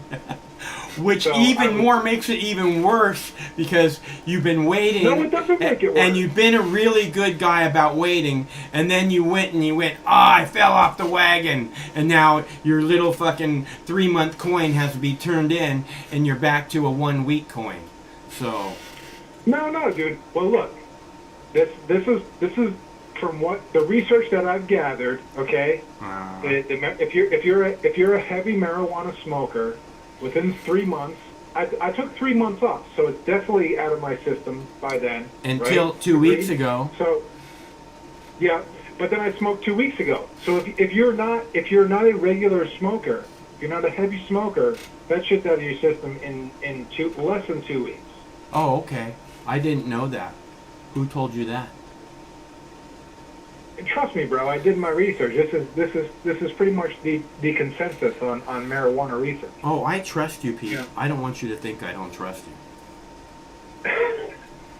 So whatever. I mean, I'm just giving you a hard time, dude. I'm just saying. Worst comes to worst, dude. I have to get one of those fucking monkey piss fucking test kits. If I have to do that, I'll do it. But I think I'll be good. Look, in my opinion, it's like they say that if they piss tested if they drug tested at Microsoft, there wouldn't be anyone to work there, okay? Because big brain individuals like to get high, you know. So, trust me, I don't think it's going to be a problem. But do what you got to do. I'm just giving you a hard time. Because you made it all that way. No, well, you're not. You made it you're all not that way. wrong. I definitely should not have gotten high that one time. I just kind of. And I'm just saying, now you're going to put this same thing dude, right in front of you every day, where you can smell it. You know exactly where it's at, and you're like, I gotta go. So that's what happened. I walked into his fucking house, and I was like, you know what? It smells so good, and I'm pretty confident I'm going to get this job. They said they weren't going to drug test me and just sign an agreement. All right, whatever. Let's fucking get high. But then immediately after I smoked, in the back of my head, I was like, oh, fuck, what if I don't get this job? What if this? What if that? Blah, blah, blah. And then the fucking paranoia set in. And then, which was actually rational thinking, you know? So, paranoia can be somewhat rational, but not, generally, paranoia is not the most rational thing. I think I'll be good, bro. I'm not worried about it. I'm not worried about it either. You think? Do I sound worried? I know you're not, because you got no stake in it. Sure I do, Pete. Of course I do. The more money you're making, if you don't make any money, how can you give any donations? So, of course I have a stake in it. What are you talking about? I want you back to work as much as you want you back to work. See, it comes full circle, doesn't it? Honestly, Pete, I don't want you back at work, but that's just me. I think you do, I think you want to get no, I donations, don't. right? I can't, Here's what I I think. have No, to- don't tell me what I fucking think. Okay? This is I what don't I'm know. telling you. I don't want. donated I $20. honestly don't want you to go back to work because I think you're too smart to be fucking letting someone else tell you what to do. That's why I don't want you to go back to work. Does that sound honest? Yeah, but I wouldn't mind working for this place, because this place is the place that I'm going to be working for is not like a giant pharmaceutical company. They're a company that's making like legit medicine that's helping people. So. Oh, good. I think it actually will be like a rewarding career, so to speak. As soon as the cannabis industry opens up, you should see if you can get that kind of position with the cannabis industry, because there's going to be a lot of stuff going on. I bet it's not going to pay fucking half as well in this place. Yeah, because there's no money in cannabis. All right, Pete. There's a lot of money in what I'm doing. Well, that's good. I'm really glad to hear that, man. I couldn't believe the offer that they made to me. That's really My good. fucking jaw dropped. That's awesome, dude. I'm glad to hear it. Hurry up and get to that work. That's why I'm so fucking paranoid. I'm like, goddamn, I want to make this money. Goddamn it. Well, you will. Just relax. Stay cool. You'll get there. You'll make that much money and more. I want to get high, Michael. Well, now we get down to the real story, don't we, Pete? That's I wanna get back to you want to get high, but you can't get high, so you're gonna go get a bag of weed, but you're not gonna get high. Is that right, Pete? I fucked up. No, if you go get a bag of weed, like you're saying, I'm gonna get a bag of weed tomorrow, that would be fucking up, Pete. And let's Bro, I'm gonna wait till this company says, hey, your orientation is this day. That means that my job has officially started, my background check cleared, and I'm gonna be fucking to the races, bro. I'm gonna be fucking getting. The boy's gonna be fucking calling in blasted, son. Nice. Good. I'm looking forward to it. That's what's gonna happen. I'm looking forward to it, Pete. That's what's gonna happen. I gotta go, bro. You ready? All right. All right. Thanks a lot for calling. It's good to. It's nice to hear from you. I always wonder what's up when I don't hear from you. Always love calling in, praise Allah, blow your mom, eat at your dad, thank you your sister. All right, talk to you later. All right, I'm gonna play this video about the origins. Kennedy talk. Well, I'm gonna play this other video. I'll be right back. I gotta heat up my tea. Week to the day since half of Surfside's 12-story Champlain Tower South pancaked to the ground. Everybody knows that time is of the essence. That's why this 12 hours so far stoppage in searching is really bad news for all the family members still really hoping for a miracle. The president was maybe going to come visit in person to see for himself because of the danger that's now off. And you've got to wonder, Phil, with that beam hanging precariously, that support pillar, how long it's going to be that they're off the pile. Phil Keating for us in Surfside. Yeah. Phil, thank you. Jillian? Let's bring in Ari Fleischer now. He's former White House press secretary to President George W. Bush. He's also a Fox News contributor. Ari, you've been on many trips with President Bush to the sites of tragic events. On a day like this, what's the most important message that the president carries with him to Surfside?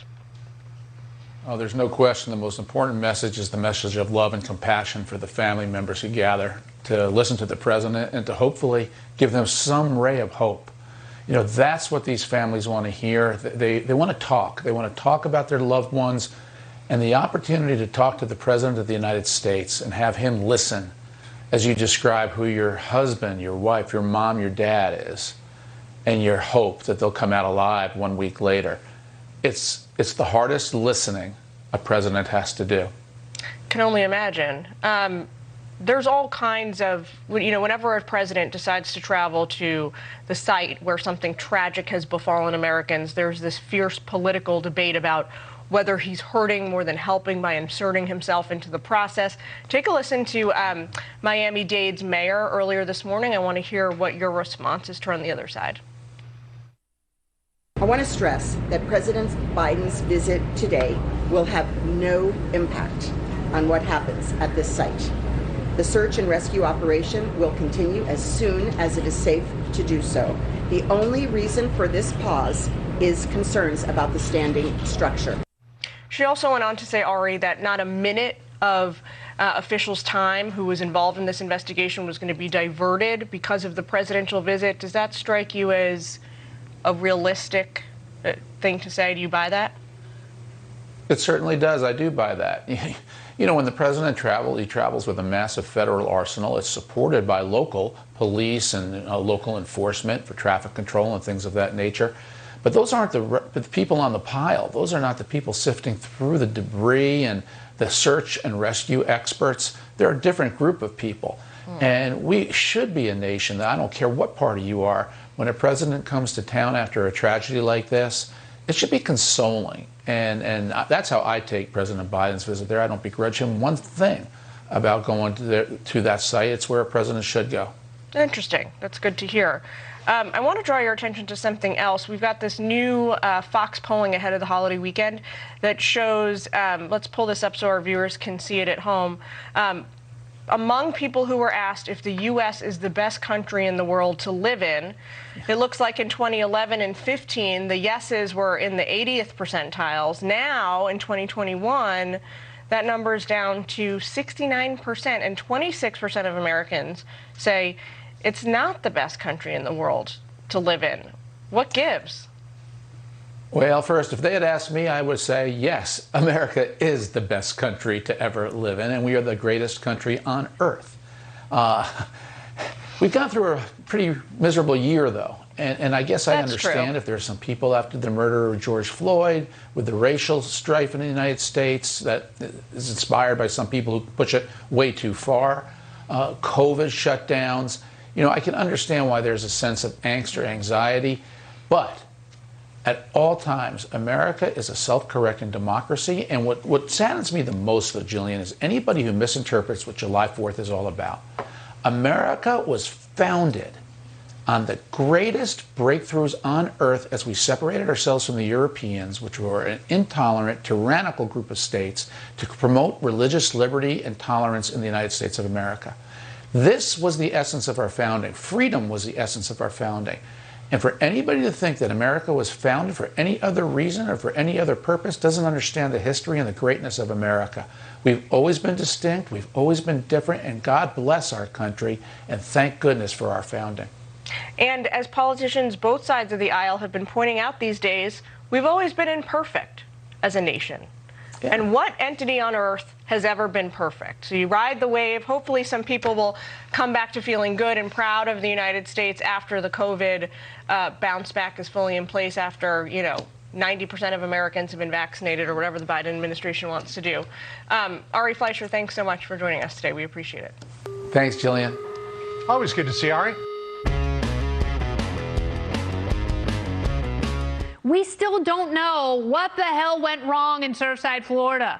Whether it was rusty rebar or something far more nefarious, no one is acknowledging out loud. Something far more nefarious. We still don't know what the hell went wrong in Surfside, Florida. Whether it was rusty rebar or something far more nefarious, no one is acknowledging out loud. Something far more nefarious. We still don't know. Do you think the United States is the best place in the world to live? That woman is like, it's like, well, hopefully some people will come back to thinking the United States is a good place. Again, this is one of these things where, like, I say over and over again how I don't want to think of our government as pure evil. I don't want to think of that. I don't want to think of our government that way. I don't want to think of the people that are representing us and our country as pure evil. I despise that. So when it comes to, is America the best place in the world to live, I don't want to think negative things. I don't want to think, no, it's not. What choice does the government give me? But other than to go, well, these people that represent us are really fucking horrible. And I don't know if this is the best place in the world to live, considering that the people who's, are the front man for all of us are pure evil. Also, right, so let's talk about pure evil a little more. You have this building collapse in Surfside, Florida, and then you bring Ari Fleischer up, right, who just happened to be in Florida when the Twin Towers got hit, right? He just happened to be there. Bring Ari Fleischer, whatever the fuck his piece of shit name is. We'll bring him in and we'll act like he's an authority on this, and he'll say, oh, the president's doing the right thing, and you'll think, yeah, the president's doing the right thing, just like the president on September 11th. Ari Fleischer was the one standing right next to Bush when the Twin Towers got hit by planes, and he leaned into Bush, and he whispered something in Bush's ear. And everybody's like, oh, I wonder what he said. And what he said was, our evil plan has begun, Mr. President. That's why Bush sat there stunned for a minute, like, so, we don't want to think that our government is evil, but when you see what they do, when you see how they act, when you understand that they represent good people, and they represent them as pure evil, while they stand up there and act righteous, like, oh, we're the good people in the world. Oh, those people over there are horrible. We have to attack them. We have to eliminate people like that from the face of the earth. All lies. You know, the people in Washington, D.C., our government, our military, not the soldiers. Not the soldiers, our military, the Pentagon, the CIA, the NSA. It's all pure evil. We're paying trillions of dollars in order to make pure evil happen around the world. And I know we can do better than that. I know if you were in charge, you could do better than that. I understand there's this giant bureaucracy, right? And it's going to do, this is going to do this, and this is going to do this. And they're like these giant things where they have a million different things going on. And like, maybe the focus of what they're doing is pure evil. But when I go in to check on them, it's good. They're doing good in the world. They're making important things happen. Not pure evil. And we all know that it's pure evil. I mean, do you know that it's pure evil? I know that it's pure evil. I'm pretty sure most of the callers know that it's pure evil. So, maybe America isn't the best place to live. Maybe the United States isn't the best place in the world. It's just a question. Hello, caller. Hey, Mike, how are you doing tonight? I'm fine. What phone number is that? What phone number? I don't know what phone number. What are you talking about? I don't know. Hey, who gives a fuck what Ari Fleischer thinks, personally? And I don't know why his opinion is so important that it has to be on television. How about you? No, he doesn't belong on television. He should be in prison. Other than that, let's say, why on earth would anyone think his opinion matters for one fucking second? You know, knowing the evil that was done with him standing right there making excuses for why the evil's being done. Yeah, the press secretary, right? Yeah. Ari Fleischer? Yeah. Right. Anyway, I don't give a fuck what that guy says, but in terms of his question, he really distorted the answer in history, and the media likes to do this too, right? Like when you watch Fox News or you watch CNN, they tell you what American history is about, right? And once they do that over and over and over again, a lot of people will say, hey, honey, you remember Ari Fleischer on Fox News said America was about religious freedom and about the dignity of man and about how we left the horrible Europeans and they were evil and we're really good. Remember, we heard it on TV. And that becomes like their fucking interpretation of history, like forever, for the rest of their fucking lives, right? They don't just do it with history, they do it with what's happening today also, you know.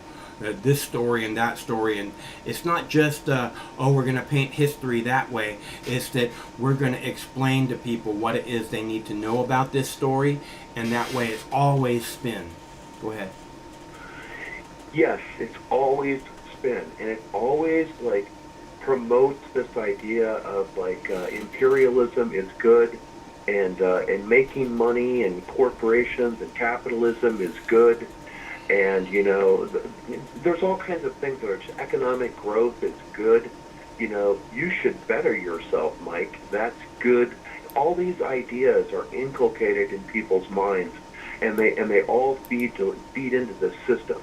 So I just wanted to note that, like, America was founded by charters from the King of England. So these were wealthy people who went to the King of England and said, here, we would like to do this and this and this there, okay? And we would like to, we're going to make some money, and we're going to give you revenue, and we're also going to, like, you know, set up a means for you to get rid of people that you don't like. What do you say?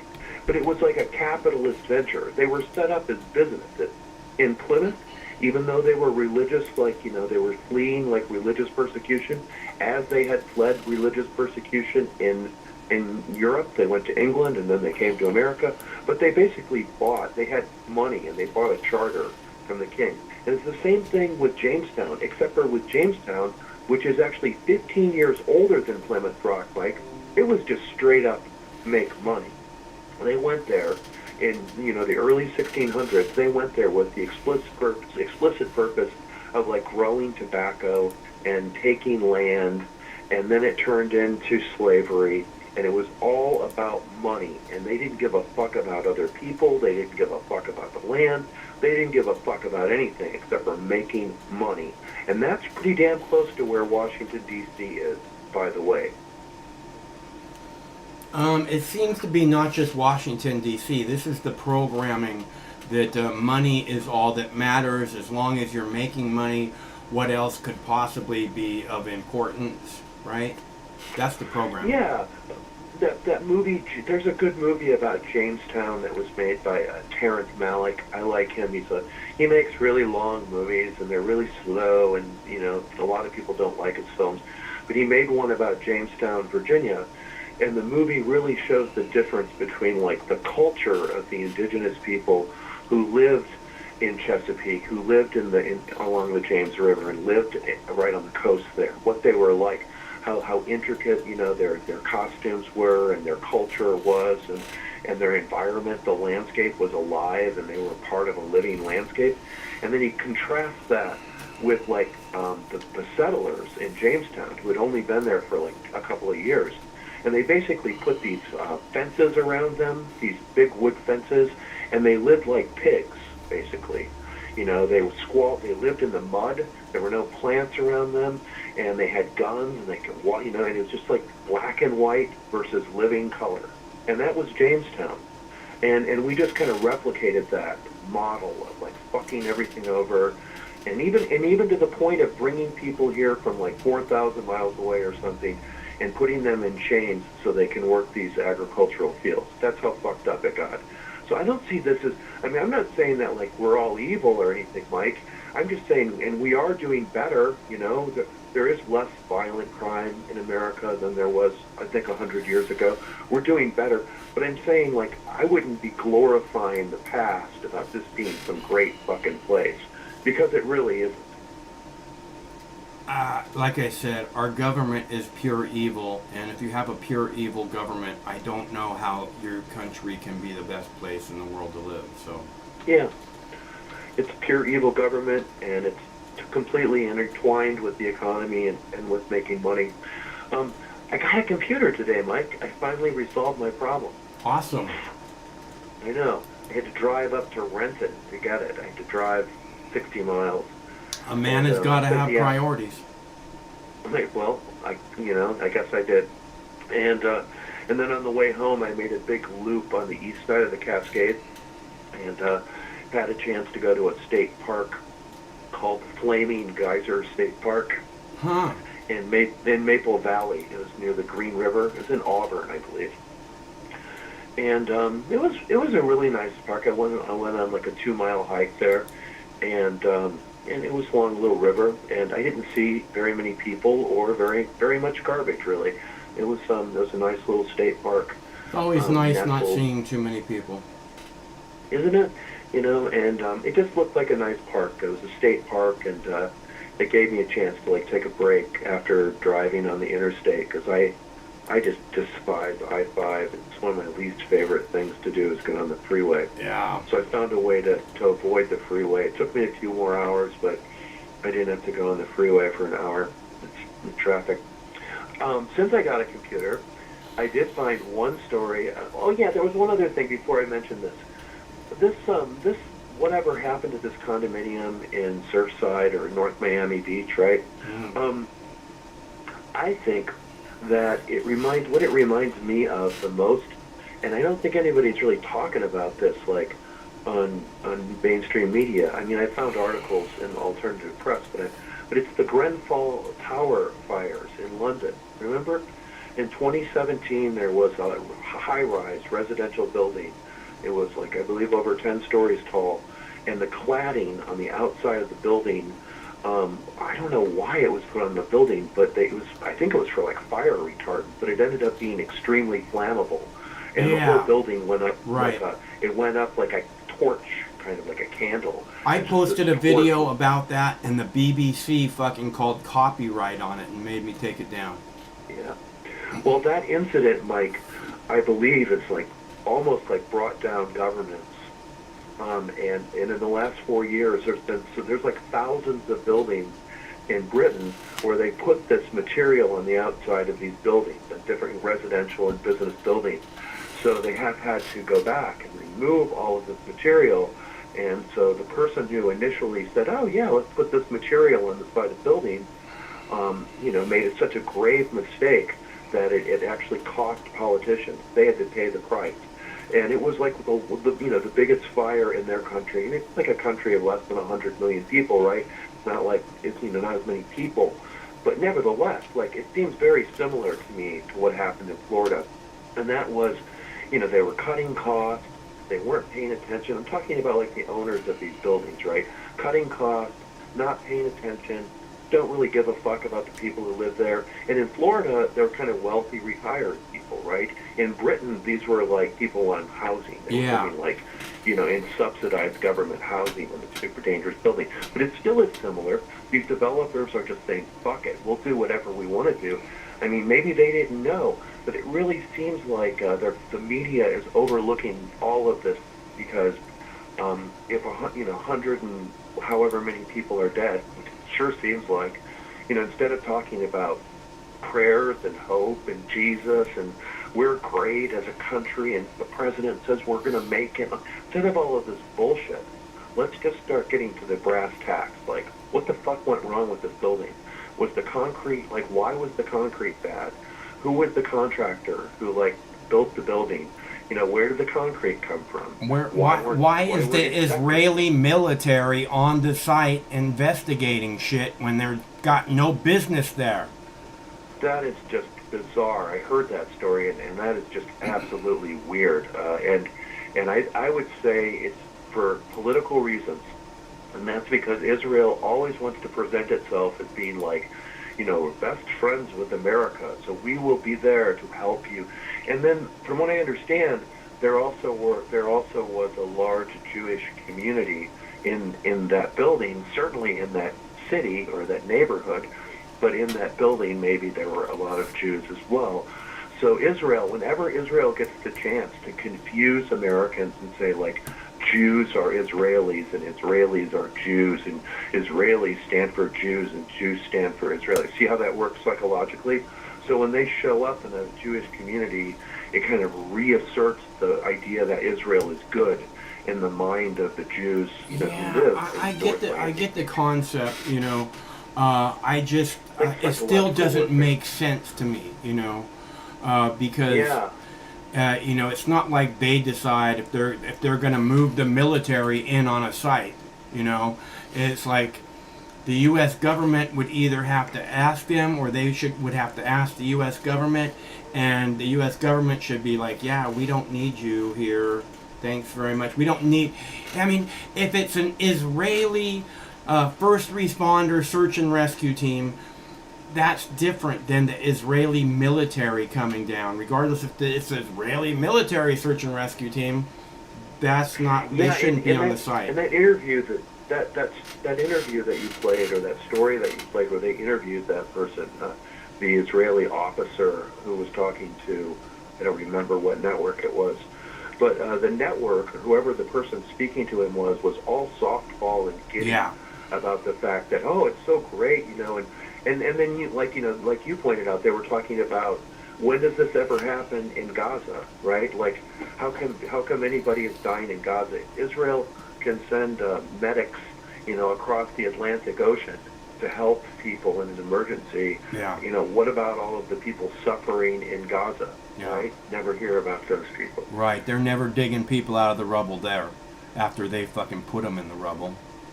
Yeah, they bury them alive. And then are dismissive about it, as though they have no responsibility for those deaths, even though it's their warplanes given to them that do it. And, even though people in the international community tell them that they fucked up, they just deny it. They're completely self-righteous. And Israel, I would have no problems whatsoever if Israel did not exist as a nation state and Palestine became a nation state with Jews that were allowed to live there. That sounds fine to me.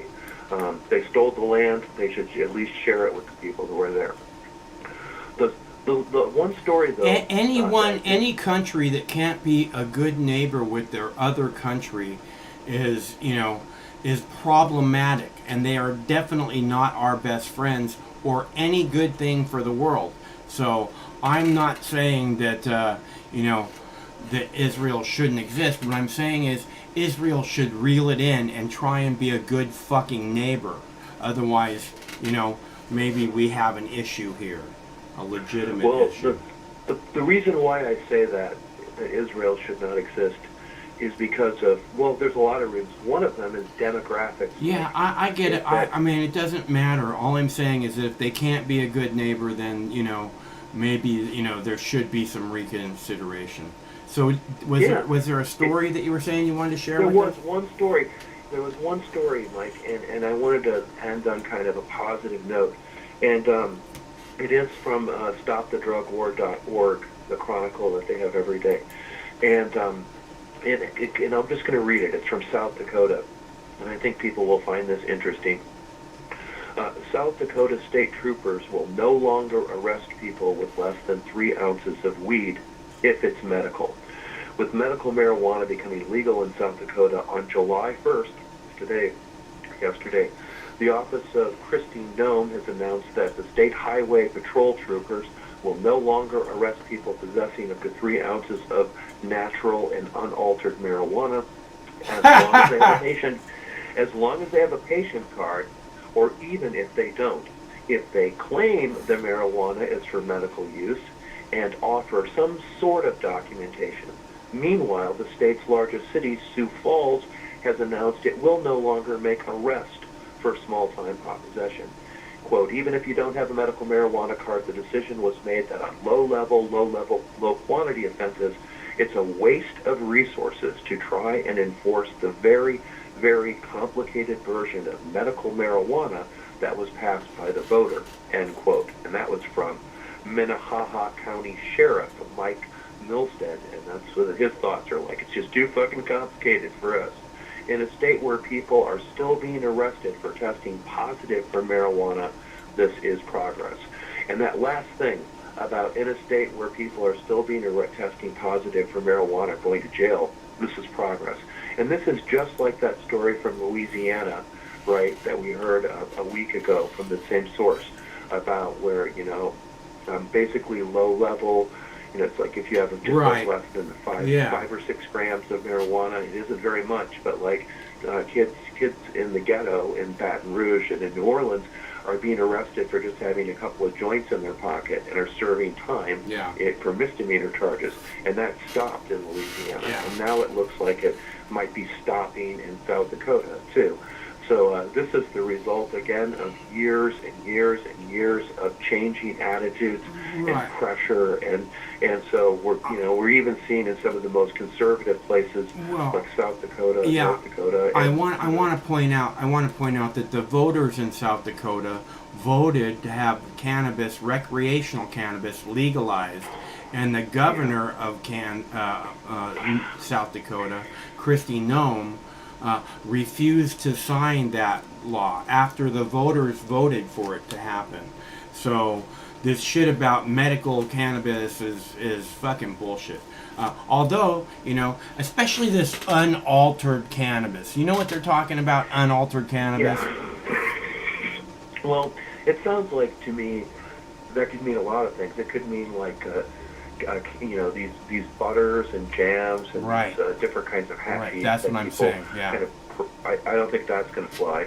Processed oil, that kind of thing. Yeah, that's what I'm talking about. Vaping probably won't fly. No.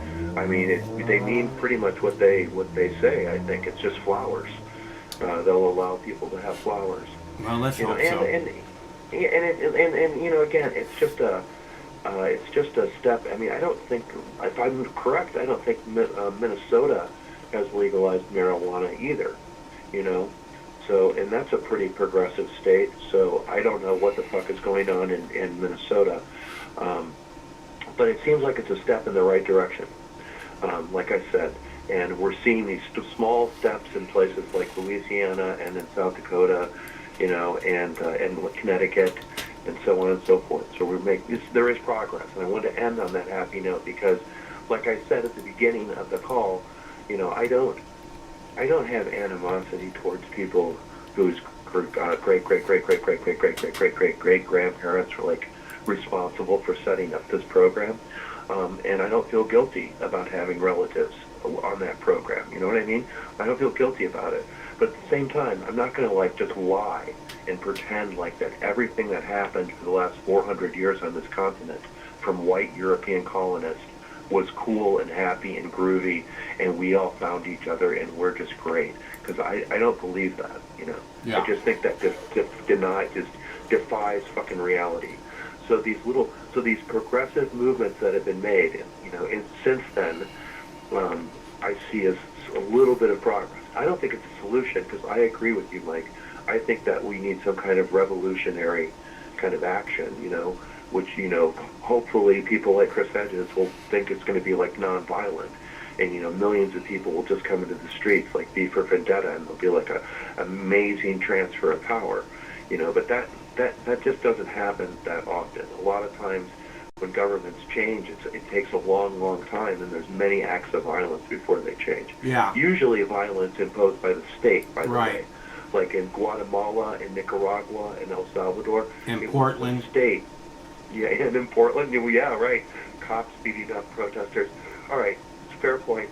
So I'm going to leave on that note. I'm kind of psyched. I got to retrain my brain. It usually takes me an hour and a half to go through it. Right on. You can do it. I know. All right. Hey, thanks, Mike, and I hope you have a good rest of the program. Okay. And that guy Ari Fletcher is an asshole. He's a horrible human being, that's for sure. Have a good night. Okay, talk to you later. Thanks for calling. All right, so Chris was talking about the clip of the Israeli military commander on site at Surfside, Florida, helping, you know, whatever it is that, you know, I don't know what the Israeli military is doing on the site at Surfside, Florida. I'm going to go heat up a cup of tea, and I'll be right back, and maybe we'll have a discussion about that. But I think it's important information, and it's weird. I don't understand. It's one of these things that doesn't work in my brain. So there's lots of stuff like that, though. This is a moment where so many individuals are directly involved in this operation. So many individuals, local fire officials, others are involved in the operation, but they're bringing in experts not only from this area in South Florida, they're bringing in experts from all over the world. We're about to speak with an Israeli commander, an Israeli colonel from the IDF, the Israel Defense Forces, who is with us, and he's leading the Israeli operation. His name is Colonel Golan Vach. He's the commander of the Israeli operation here. Colonel Vach, thank you very much for joining us. First of all, tell us what your Israeli troops are doing here. I know you guys have a lot of experience in dealing with these kinds of situations. So hello, Wolf. Right now we are working with your people, with the fire departments, with the task force. We are trying to accurate the rescue efforts. This is our main job right now. How many Israeli troops are with you right now? How many people did you bring from Israel here to South Florida? We brought 15 people, most of them engineers and search and rescue experts. But as well, we brought a population behavior officer that they get involved with the family and with the families and get information from them where to accurate the rescue efforts and mediate the situation to them. And Colonel Vach, I know that you and your fellow Israeli troops who are here, you have enormous experience in dealing with these horrendous situations, but just briefly tell us where you've been in similar circumstances over the years. We've been in Turkey 1999, in Haiti 2010, in Albania 2019, in Mexico 2017. And we saw a lot of places like that. This building collapsed very, very badly, if I can use this word, because it collapsed into itself. And all the bedrooms that we are looking for, because the people slept in the bedrooms, are under 4 or 5 meters of concrete. So this is what they're doing right now, penetrating the concrete. And you've been meeting with family members who are desperately hoping and praying that their loved ones are still alive. Tell us about those meetings that you've had with these wonderful people. All of them we are very excited to meet them, to talk to them, and we feel like family members. We know how they feel because we saw it all over the world. And we get an information from them, and we are looking at the same places that they say that they heard something, that they think they are. We are observing 24/7. If there are new tunnels, and I can say, Wolf, that we found today and yesterday new spaces that we are scrolling right now in the side. So there is still hope, and I will recommend to operate heavy vehicles to scratch the perimeter of the building, to expose more layers, and to fast the operation. So you think there's still, realistically, this is day 6, there's still hope that you'll find, God willing, somebody alive? Till 1 week, I have a solid hope that we will find someone. After 1 week, it's minor, very much. It's very unlikely, is that what you're saying? Because it's already day 6 right now, and I know this search has been desperate. Have you ever seen something like this, a beautiful 12-story condominium building along the water, along the beach, all of a sudden, simply in the middle of the night, 1:30 in the morning, simply collapse? Never. There's no hurricane, there's no terrorism, there's no bomb, as in Oklahoma City or something like that. All of a sudden, something happens. In the Middle East, have you ever seen anything like that? I never saw something like that. And I can say that this is the most difficult site that I ever worked. But we still have hope. The most difficult from what perspective? Because we know in a war situation, there are bombs and buildings. We saw what happened in Gaza. Rescue challenge, for example. Rescue and engineering, security, and chances, because there are major dangerous issues that we must consider when we enter rescuers into this site.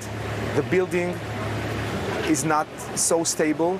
And all the firefighters of the task force that we have their signal and we have their patches here. This is for the day shift. See, it says South Florida Urban Search and Rescue. And this is for the night shift, okay?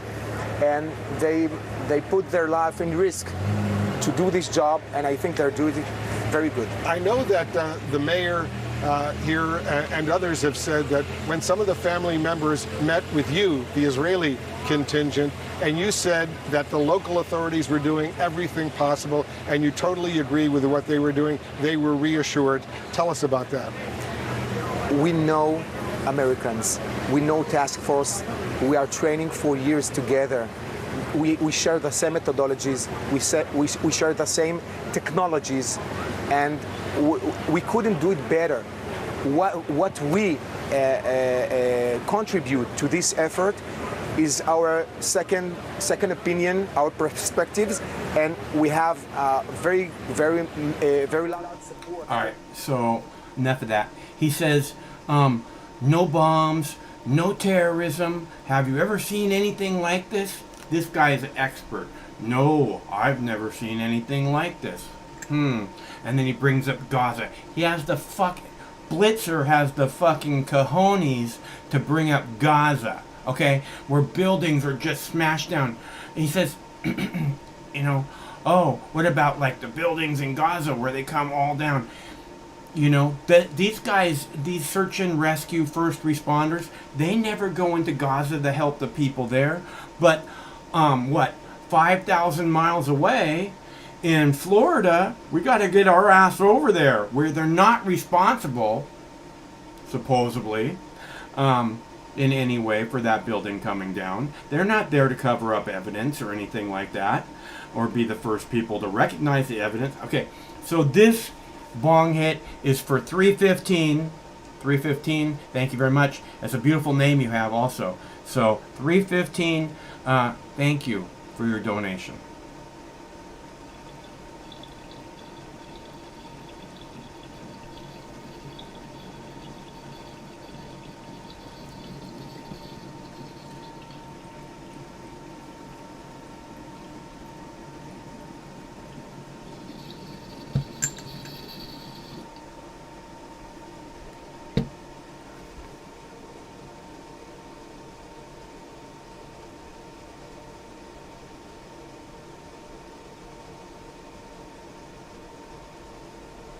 All right, so thank you very much, 315. Again, it's very nice of you. If anybody else wants to make a donation, there's clickable links in the text body of the video, or I'll put some links in the chat in a minute. So again, what I was saying is, I don't know why the Israeli military is on the site to start with. That's number one. Number two, they're asking fucking questions like, you know, no bombs, no terrorism. Have you ever seen anything like this? No bombs, no terrorism. So it's like they're programming you. Oh, there's no bombs. There's no terrorism here. Nothing to see here, folks. Move along. So it's this program, you know, if you see this and you hear it and you like, you're aware, you're in the moment, you're like, what the fuck did he just say? And there's just a lot of strange things about this. Okay, like I said, I'm not saying I know what happened, just like on 9/11. I don't know how. A lot of people tell you, oh, this happened, this happened. I don't know what happened on September 11th, 2001. Okay, I don't know. But I'm absolutely positive that the government is lying about what happened on September 11th, 2001. No doubt in my mind about that. So, if that's, you know, and again, we see this everywhere. You know, we see this everywhere with these stories. You know, the Boston Marathon thing, the Las Vegas shooting. You know, there's just something not right. And I don't know if it's the media trying to portray something is not right. Or it's not the media. You know, like they're doing this psyop where they're like, oh, look, there's something weird. But we're going to talk like there's nothing weird. And we'll just kind of lead people on. No terrorism, no bombs. Is that programming to get you to be like, oh, terrorism and bombs? You know? Or is it programming to make you think, oh, well, yeah, there is nothing to see here. You know, either way, what's really important is this shit don't look right. And all I'm saying is to keep an open mind, you know. Not just keep an open mind, but pay attention and ask questions. You know, because, and again, you don't have to pay attention altogether, but when you hear stuff about this, listen to what's being said. You know, I'm not saying, oh, zoom in and do your, like, tunnel vision focus on this like a laser beam. I'm not saying that. I'm saying, because you're going to hear about this. We've all been hearing about it for, what, like a week now. You're going to hear about it more. You're going to hear about it more. I'm not saying listen all day long every day. I'm saying is when it's there, listen to what's being said and ask questions. Wonder, think about what they're saying. Ask yourself.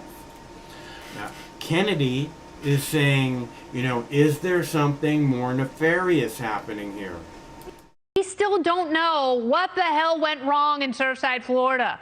Whether it was rusty rebar or something far more nefarious, no one is acknowledging out loud. Something far more nefarious.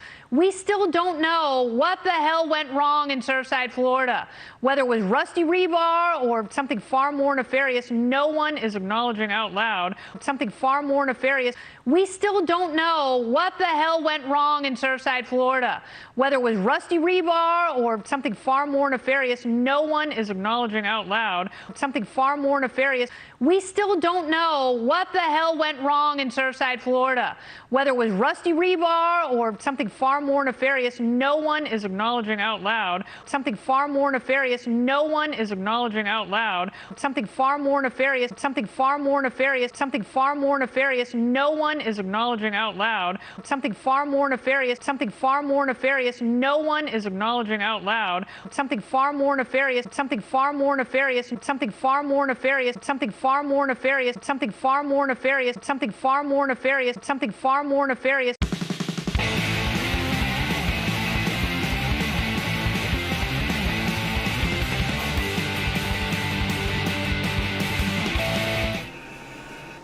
I'm just saying, I really, a big part of why I like Kennedy is because she says stuff like that. I think that's a big part of why people like Tucker.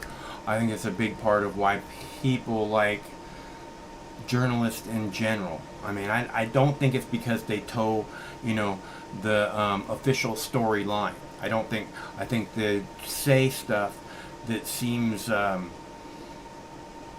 know, like stuff that the other journalists don't have the balls to say, right? And this is why I like Kennedy. You know, she talks very straightforward about the drug war and so many other things. I mean, she's a Fox News stooge. There's no doubt about that.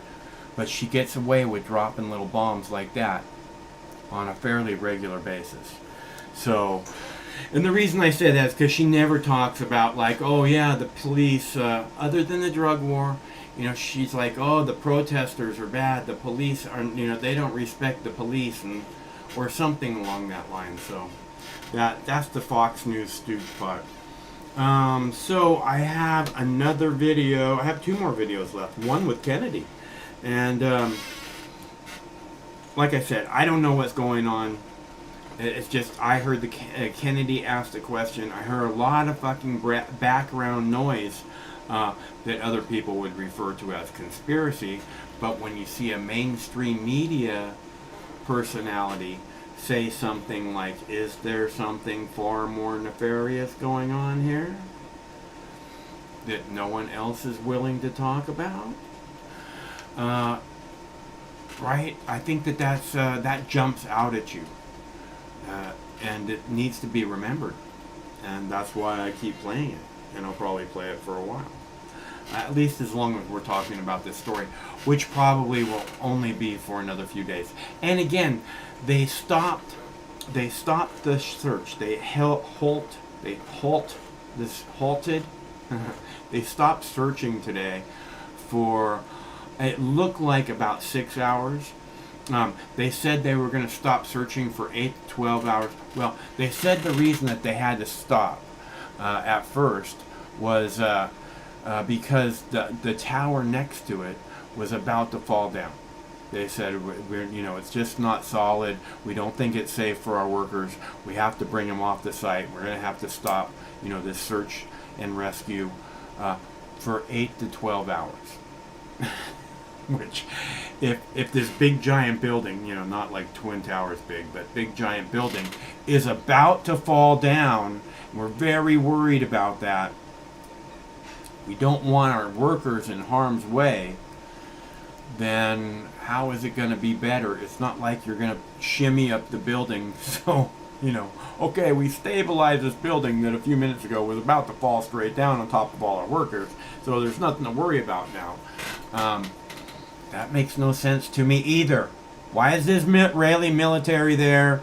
And how does it make sense to halt the fucking, you know, rescue for however long? We know how long it's going to take. We only have to halt it for this long. If you have this fucking building that's about to fall down any second, halting the search and rescue, then how is it that you possibly are going to know that 8 to 12 hours from now it's going to be all good?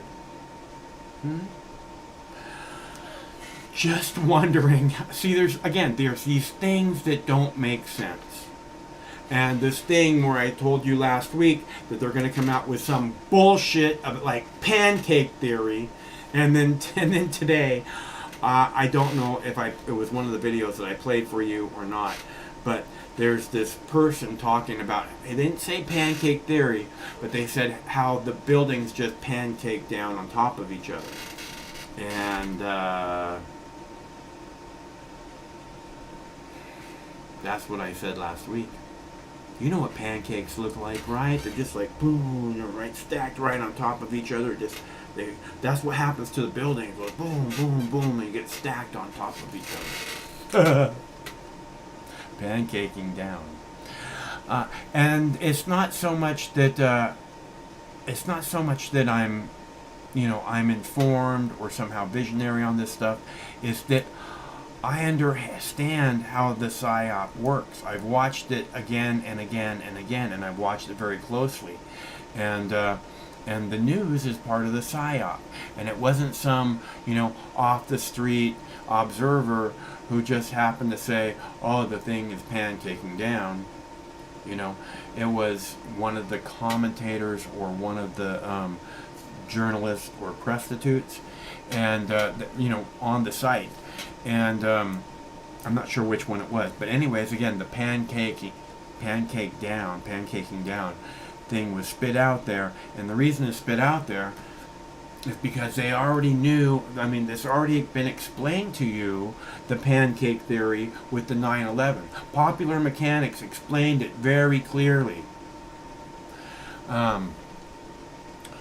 And so when again, I know how these people operate, and so when I heard that, it was just like, ding, red flag, big red flag. So, and there's been too many things like this. The Israeli military, that's a giant fucking red. What is the Israeli military doing having an operation in U.S. soil? What other operations do they have going on that the U.S. government knows about that the people might not know about going on U.S. soil? Because in my opinion, the Israeli military has no business doing any kind of operation on U.S. territory. Now, I hear that there's a bunch of search and rescue teams on the site from all over the world. And I know that's what happened on September 11th, and that's what happened in Haiti, and that's what happens in lots and lots of places when they have these type of disasters. People that are trained to do this with their dogs, and you know, they spent years and years and years training, and it's just horrific work that again is very dangerous. I feel bad for the dogs. The people choose that work, so I don't feel bad for them. The dogs kind of get forced into it. That being said, it's not military teams, you know, and I would think that if the Japanese or Norway or whatever other country it is was sending a military team with dogs and search and rescue, you know, that the U.S. government probably wouldn't want them there. You know, I mean, this is a military team, you know, an outside our country military team doing an operation on U.S. soil. I think that most of us would have a problem with that. And I have a big problem that I don't understand why this is happening. So, and I think everyone else should be asking why it's happening too. That's why I bring it up. And if you have an opinion on why it's happening, then you're more than welcome to have a discussion with me about it. This is why we put the telephone number up on the screen, because I'd love to have a discussion with you about this or whatever else might be on your mind, even though I'm very, very good at distracting people. I'm sure Pete didn't call to talk about getting high, although he did want to talk about how bad he wants to get high. Maybe he did call to talk about getting high. Maybe he distracted me. You ever think about that? So I can play another video clip, or we can have another bong hit. I am doing bong hits for whoever sends in a donation. The last bong hit was for number 315. Can you hear me? Number 315. This bud's for you. And thanks you so much. And you have a lovely name. I'd love to hear you say it. And if you'd like to give a little something to Mox News, I'd love to do a dab in your honor. Have a puff, you know, maybe even join. I'm 2 puffs in now, which is more than plenty. But I am willing. To go there if you'd like to help make that happen. Otherwise, I have more videos. I don't have any callers. This is all about having a discussion or debate or wherever it needs to go, people. I'm not afraid of any of you or any topic at any time. I really, my guideline site, my community guideline strike is almost over, right? It ends on July 8th.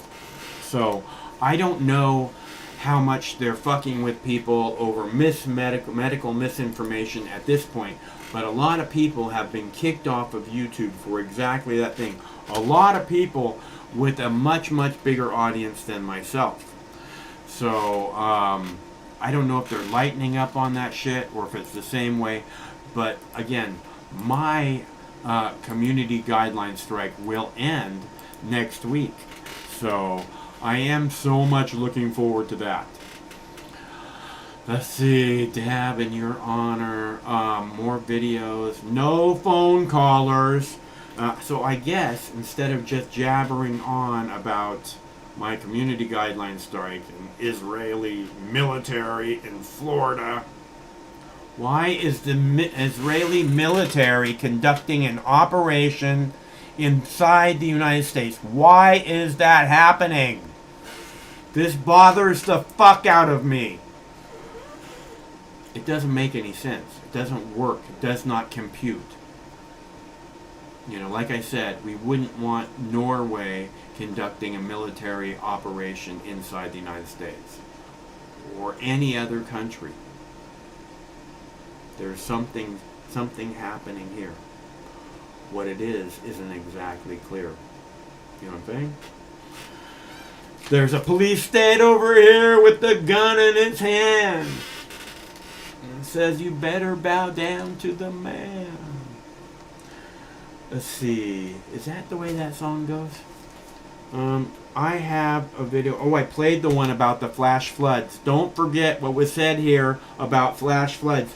This is a big heads up to all the people, all of our viewers that are living in a van down by the river. If you missed the clip on flash floods, I highly recommend that you go back and watch it because it's a very important clip to the people living in a van down by a river. Speaking of which, hello caller. Michael, this is Steve motherfucking McClanahan. What the fuck are you doing, Michael?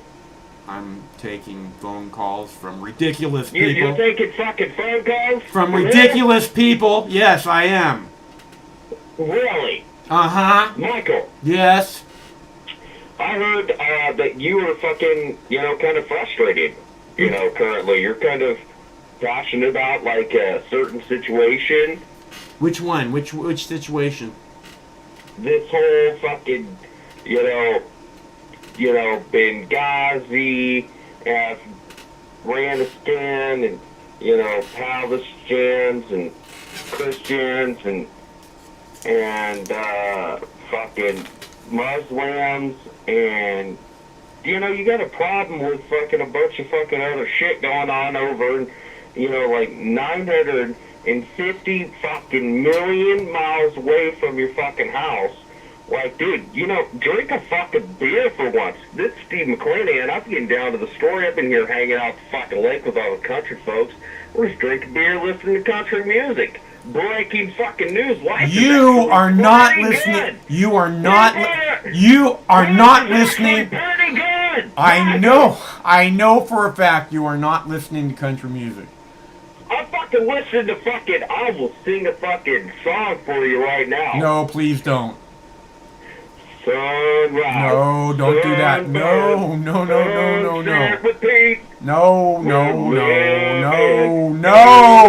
Don't make me hang up on you. I will hang up on you. You know I will. I've done it before.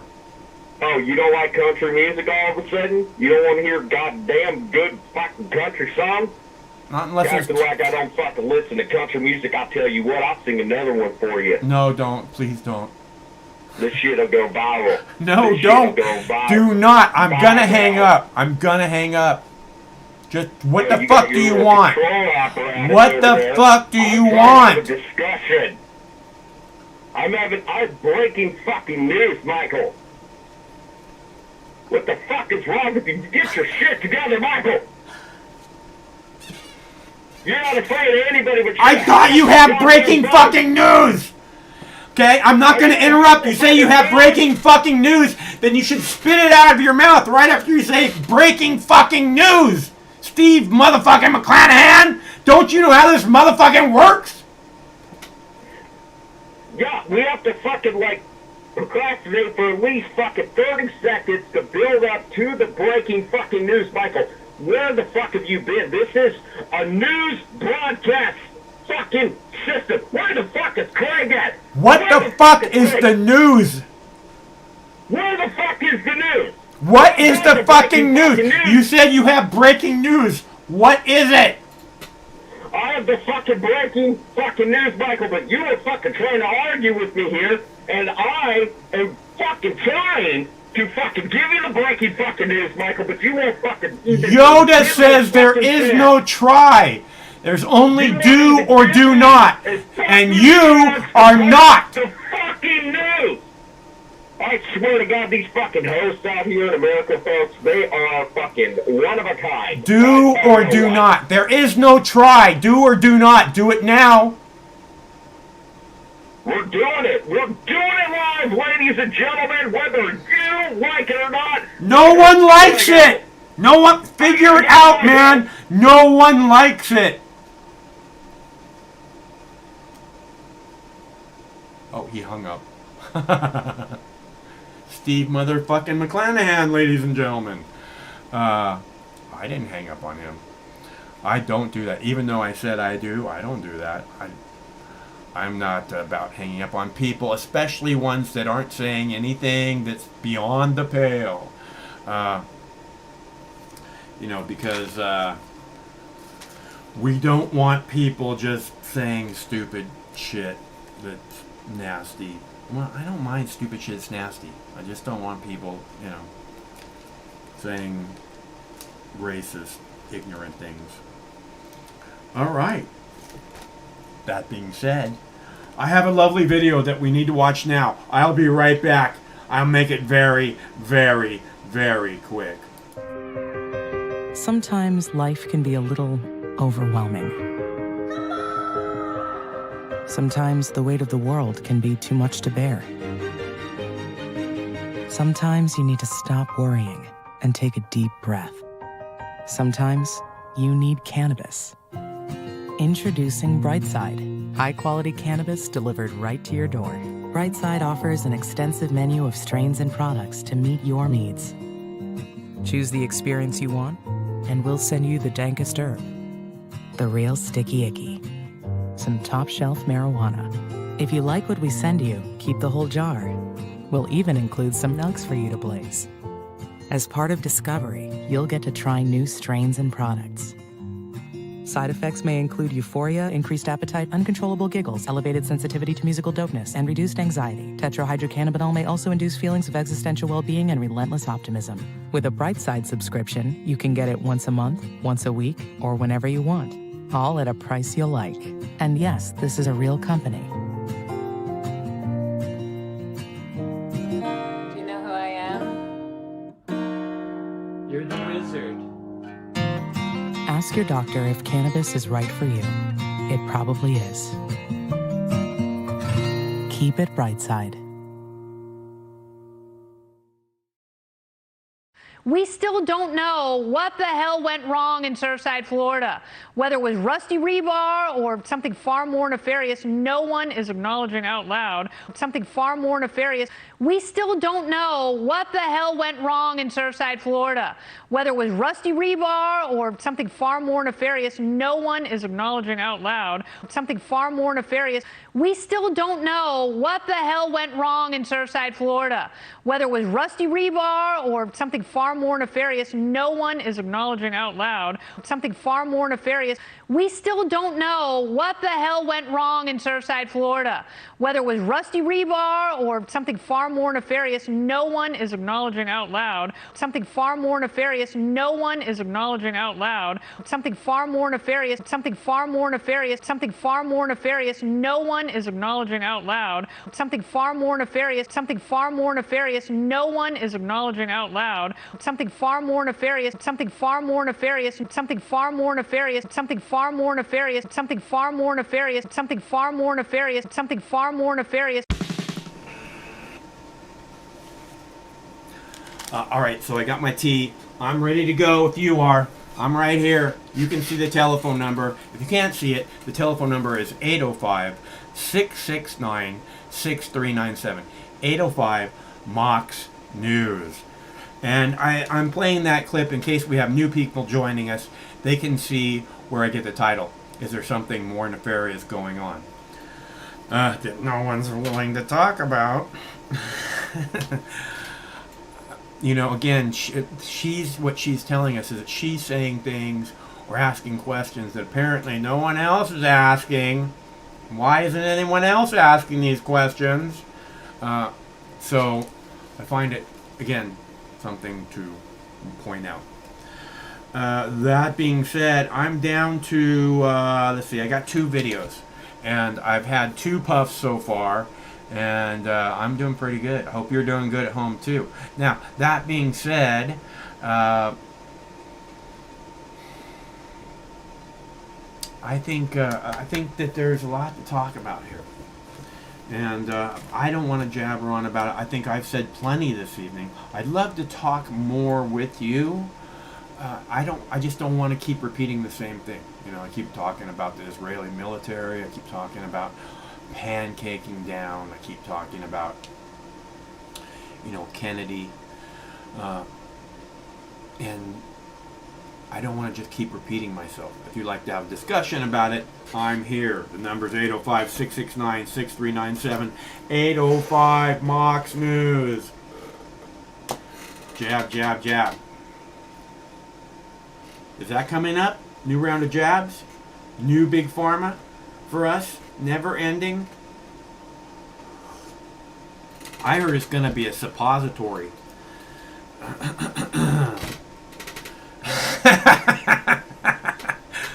What about if the new vaccine comes in a suppository form? Are you going to line up then in your cars and stick your butt out the window?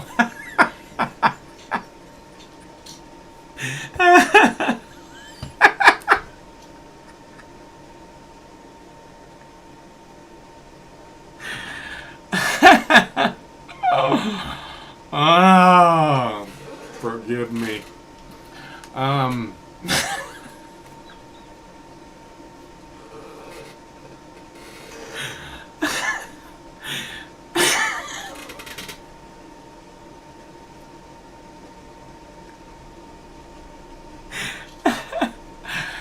Woo! You know what it is? It's that in this idiocracy world, I can actually see that happening. People driving up in the parking lot.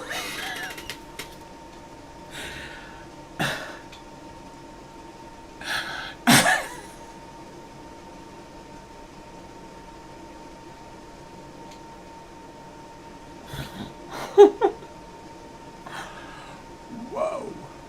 That was a good one. See what you people do to me? How do we get here? That's not the doggy part. Can you still hear me? Anybody out there? Alright, so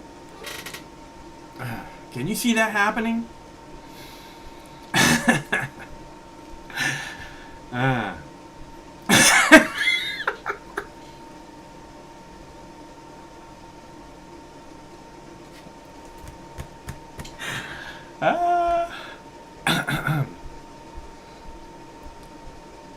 The new vaccine, the booster shot, is coming in the form of a suppository. So you drive up in these giant parking lots, wait in line, and then hang your butt out the window.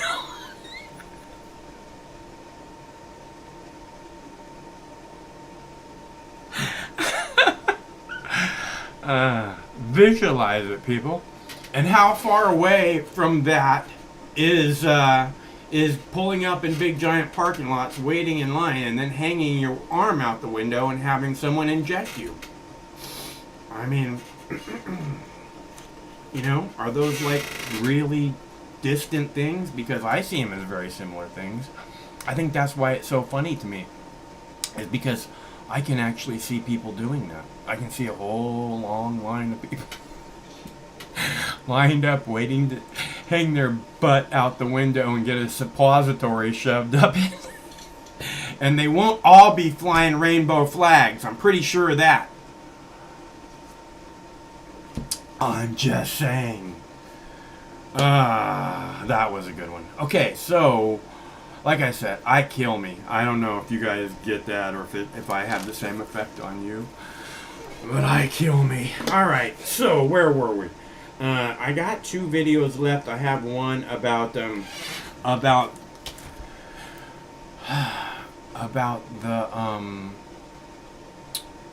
fake Justice Department pursuing criminal charges against Trump, Trump's organization, Trump's taxes, Trump's CEO that has worked for his family for a long, long time, a lawyer.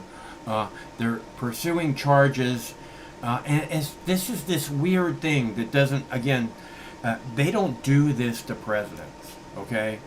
George W. Bush killed 1 million people completely based on lies. We know the lies were completely fabricated by his White House and his Pentagon. Every single lie they constructed, they construed. And Obama's like, oh, we have to look forward. And now, like, there's all this, oh, vengeance against Donald Trump, you know? It's never been like that before. And I'm not saying that, you know, Trump doesn't deserve whatever. What I'm saying is, this isn't done. And watching it happen, again, is one of these things where you're like, what is happening? How can this is George W. Bush murdered an innocent, 1 million innocent Iraqis, based completely on lies fabricated by him, Dick Cheney, their White House, and their Pentagon. And probably their CIA had a lot to do with it too. And it's all done in your name, with your tax dollars. And this is why, most of all, that we should want to hold them accountable, so that the world understands this is not who we are. This is not who the people of this wonderful country are. We the people. That's not who we are. You know, we got lied into this, just like the rest, so many other countries. We got lied to by pure evil people. And somehow, you know, you know, the world bought into the lie. You know, it was right after September 11th and whatever excuse. That being said, we the people should want to show the rest of the world, hey, we're not down with these people. This is not who we are. We're better people than that, and we're going to hold these evil people accountable. We're going to make sure that they never see the light of day again. And because then it would prove, it would establish that that's not who we are. You know, it would show that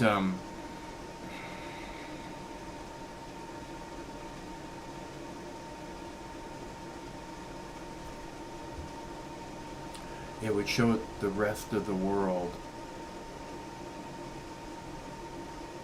that that's not who we are.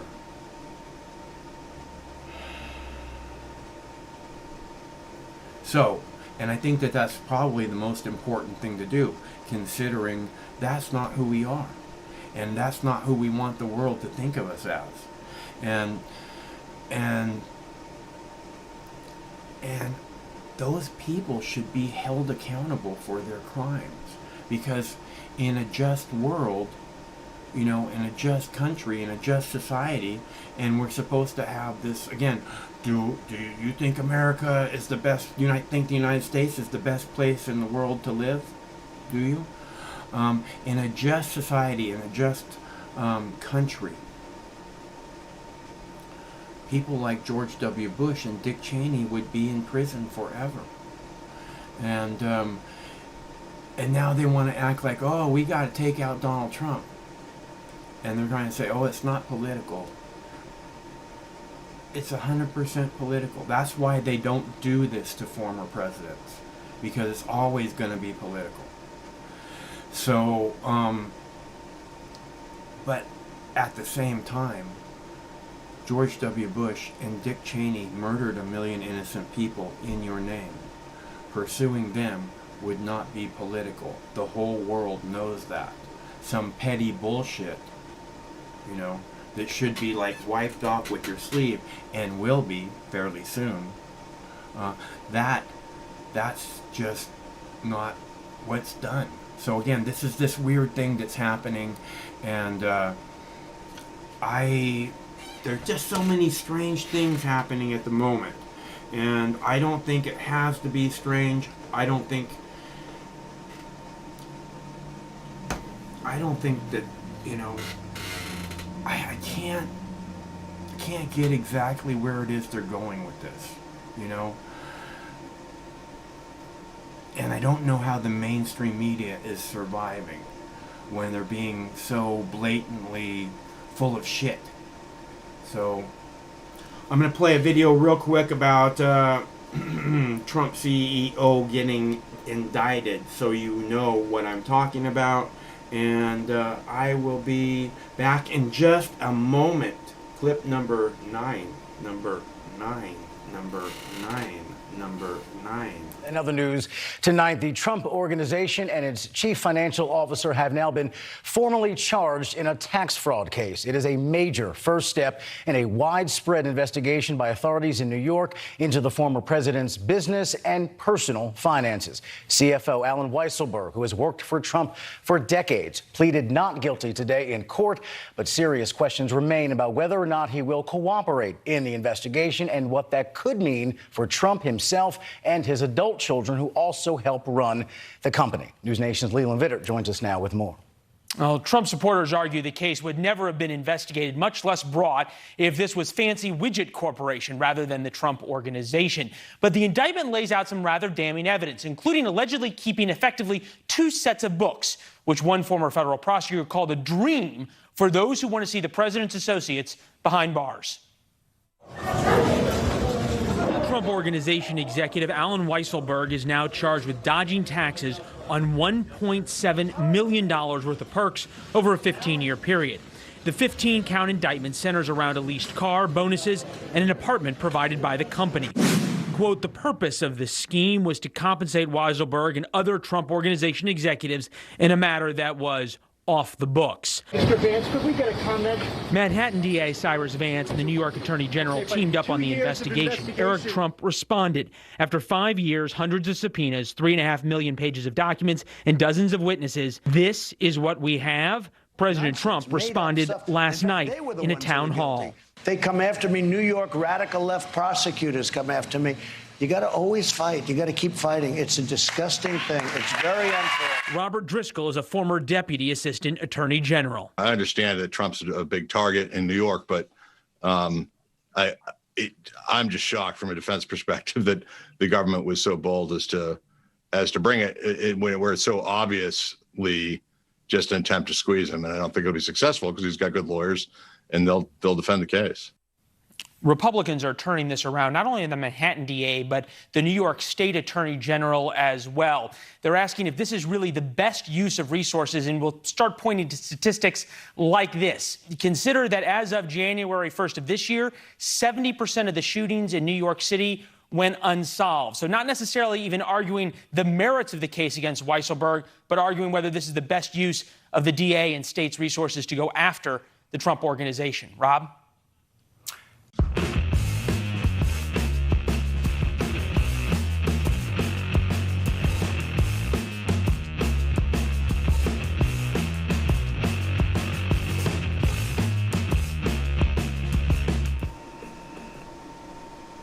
Craig fixed the color a little bit, so I'm not, well, I'm still kind of a little bit. It's a silly shirt. I was like, oh, that's the one I want. I didn't even think about it being all weird on the green screen.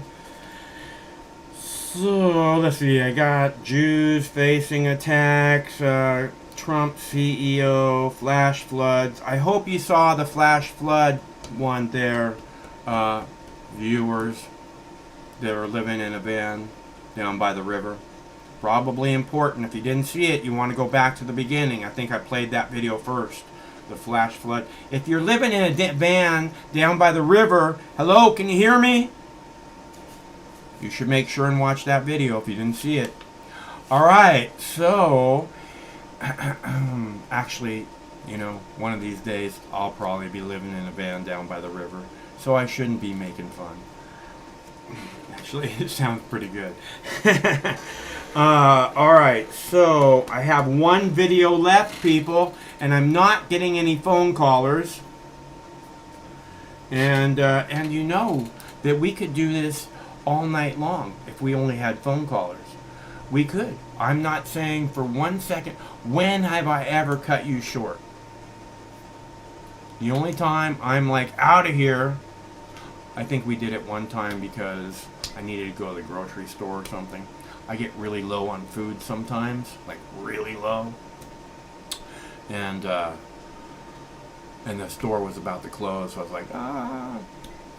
But I think that was the only time. And it wasn't like I cut off a phone call. It was just like, hey, nobody's calling. We got through the clips. We had a bong hit. You know, I got to get to the store. Otherwise, I do this all night long because I love you. What else am I going to do? It's midnight. What am I going to do? Sit here and take bong hits with you beautiful people. That's a pretty good idea. We should do a midnight show one of these nights.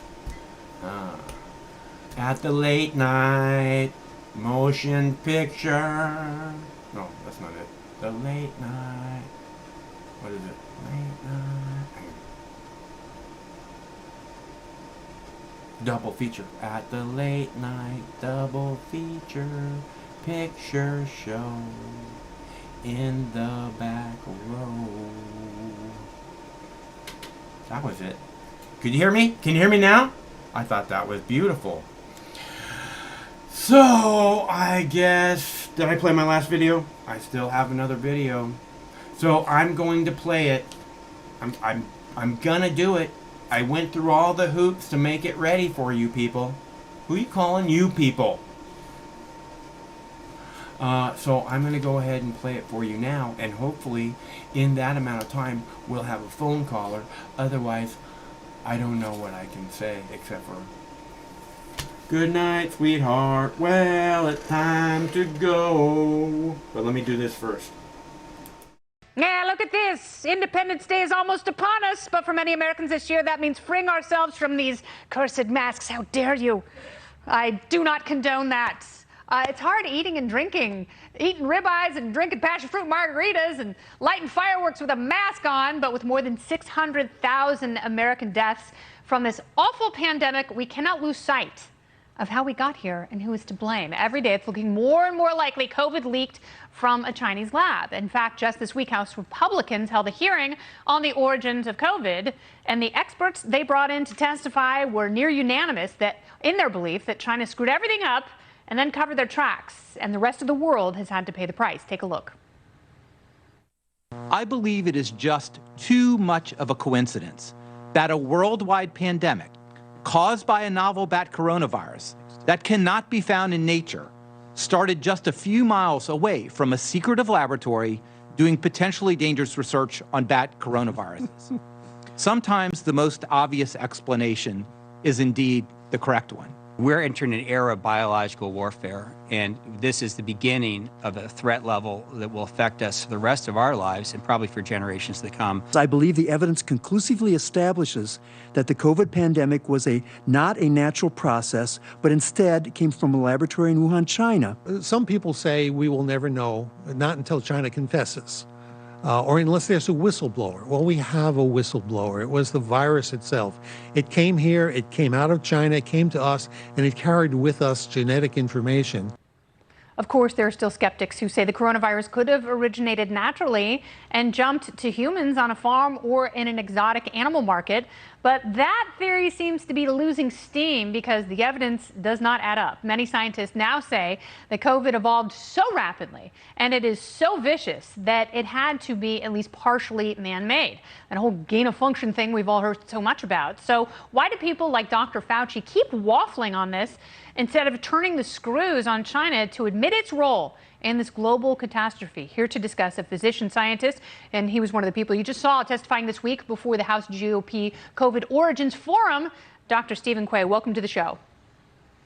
Thank you, Kennedy. So what is one of the main things that leads you to the conclusion that this was engineered and leaked from a lab? I know you've written about SARS-1 and MERS and their connection to animals. And then when they went and tested the animals in the wet market, the different specimens, that there was a 90% of them had those viruses. What percentage of animals have had the COVID-19 virus? Well, we were told that it started in a market, so we went to the market and we tested 500 animals and we didn't find any. We tested 1,000 cold frozen foods and didn't find any. We went to the supply chain, another 600 animals, didn't find any. So it wasn't in the market, you know. And then they said it came from a bat in southern China, so we went down there, tested 2,000 animals, all negative. Finally, every province in China was tested, 80,000 specimens, no virus. So why was there so much defense for China from scientists in the international community and in the United States? Why were they so quick to say in 2020 that the engineering hypothesis was a conspiracy when there was so much evidence right there from the beginning to back that? Well, I think at the beginning they didn't have evidence, and perhaps your first thought is a novel virus. 8-to-1 ratio of natural to lab. But then you have to take the facts into account. The fact that it was right next to the lab that's doing more coronavirus research than anyone any place in the world. The fact that it's not in the market. The fact that the people that got it in the market got it, didn't get it from animals, they got it from other humans. We can prove that genetically. So each piece of evidence, every single piece of evidence, points away from nature and towards the laboratory. And then you have to pivot. If you're a scientist, you say, okay, I got new facts. I got to make new conclusions from those. And that was a step that was missing. Is there something odd about this process that we're not necessarily following the scientific method, and instead we are encamping with our various political tribes members? Because it seems like if you're on one side or the other, you believe one set of facts versus another instead of finding the objective facts. Is that unusual in your experience? It absolutely is. And as a scientist talking to advising people and giving my scientific advice on something, I always am sure to show how a scientist talks. They say, I have this piece of evidence, and based on this evidence, I come to this conclusion. I challenge you to find scientists out there talking from the facts. They simply give you the conclusion, and once they do that, they're an advocate. They're not a scientist anymore. All right, so where do we go in terms of masking in this country? Because there has been a great deal of conflicting advice. The CDC says one thing, which we like to hear, which is vaccinated adults can go unmasked. But then the WHO is saying even if you've been vaccinated, you still have to mask up. So how are we lay people supposed to figure it out when we're getting totally contradictory information throughout the entire pandemic? So I'll use the thing I just told you I should do. Based on peer-reviewed studies, very large peer-reviewed studies, if you are vaccinated, there's no additional benefit from wearing a mask. Yeah, so why is LA County telling everyone to wear, they're recommending, it's not a mandate, but they're saying that they're strongly recommending that people should wear masks indoors?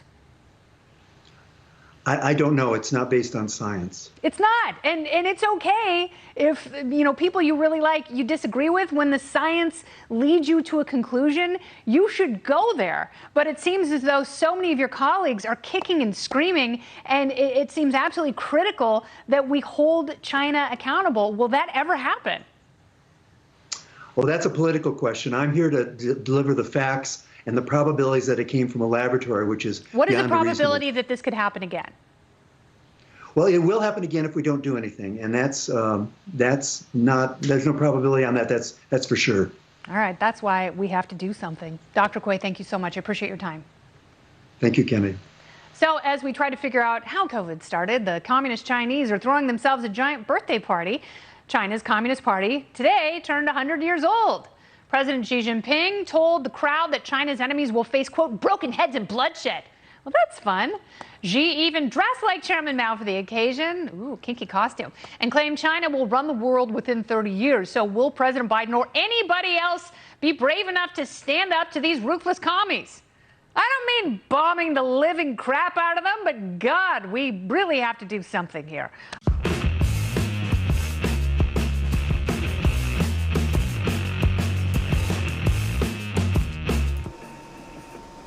Do we really have to do something? Is that what we really have to do? Because, oh, there's Rufus. If anybody's looking for Rufus. Hey, buddy. He's right there, laying out in the backyard. See? There's his hedgehog and his angry bird right there next to the pillow. There's Rufus. You're my beautiful baby. Let's see, where were we? We were talking about, right. That guy said that people wearing masks that have been vaccinated is not based on science, mandating that. Another thing that was said there was at the end was about what are the odds that this is going to happen again, which is one of these things that I keep thinking about, how soon it will happen again. Because like he said, it's going to happen again if we don't do anything. I will strongly bet that absolutely nothing is done, and not even a clear investigation. But I'll bet that nothing is done, which means it's going to happen again, and which means the real question is how soon is it going to happen again? Because this virus was supposed to be a once-in-a-lifetime event, which apparently we still haven't got under control. So, you know, we're still stuck in this spot where, oh yeah, it's we're all gonna die, and then it's like, oh, it's summertime, so everybody can take their mask off, and you know, it's but it was that way last summer too. It was like, oh, you have to hide in your house or you're gonna die, and then it's like, oh, it's summertime, people can go out and do the thing, and then as soon as it's not summertime, it's like, oh, you have to hide in your house or you're gonna die. And we have to close all your businesses. So again, there's something happening here. And Kennedy was asking, you know, how soon is this going to happen again? Well, they said this was a once-in-a-lifetime event. That's the way I heard it described. So that means it shouldn't happen again in the next 5 or 10 years, right? Or 15 years or 20 years. How long is a lifetime? On average, what, 75, 85 years? So that means it shouldn't happen for another 85 years. Something tells me it's not going to be that long. And it's really messed up that that's the way that I feel. So if you think I'm wrong, the telephone number is right there on the screen. If you think I'm right, the telephone number is right there on the screen. And in case you can't see it, it's 805-669-6397, 805 Mox News. I'd love to talk to any of you, except for Steve McClanahan. Actually, I very much enjoy my conversations with Steve McClanahan. So, I guess I should play my last video because obviously I have overstayed my welcome. Oh, wait, that was my last video. So, the clock on the wall says it's time to go. Where's that clock at? Oh no, it says it's 4:20. Well, we'll have to deal with that in a minute.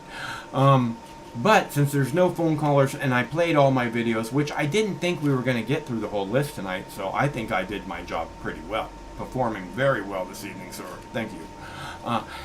That being said, we do this every Monday through Friday at 7 p.m. Pacific time, which means, you think we should do a show tomorrow night? Should we do a show tomorrow night? I know Craig wanted to go to a party or something tomorrow night, but I have to stay home with the dogs because it's 4th of July weekend, and the dogs hate the fireworks, so I don't want to leave them alone to go crazy.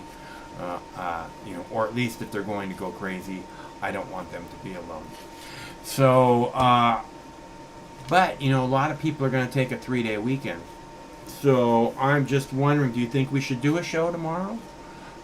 I could wear fireworks on my shirt, if you want. Does that make it feel right? I don't know. Just let me know what you think. Do you think we should do a show or not do a show? I'm just going to sit here and wait while you decide whether I am going to do a show tomorrow night. Okay? We're going to have a poll. Let's hear it. What do you have to say about it? Okay? I want to, wait, what were we doing? Oh, right.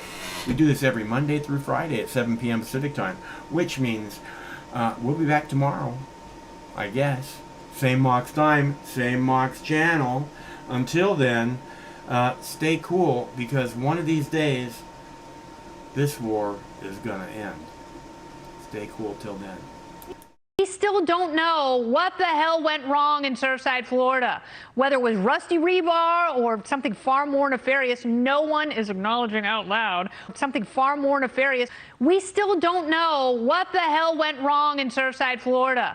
Whether it was rusty rebar or something far more nefarious, no one is acknowledging out loud. Something far more nefarious. We still don't know what the hell went wrong in Surfside, Florida.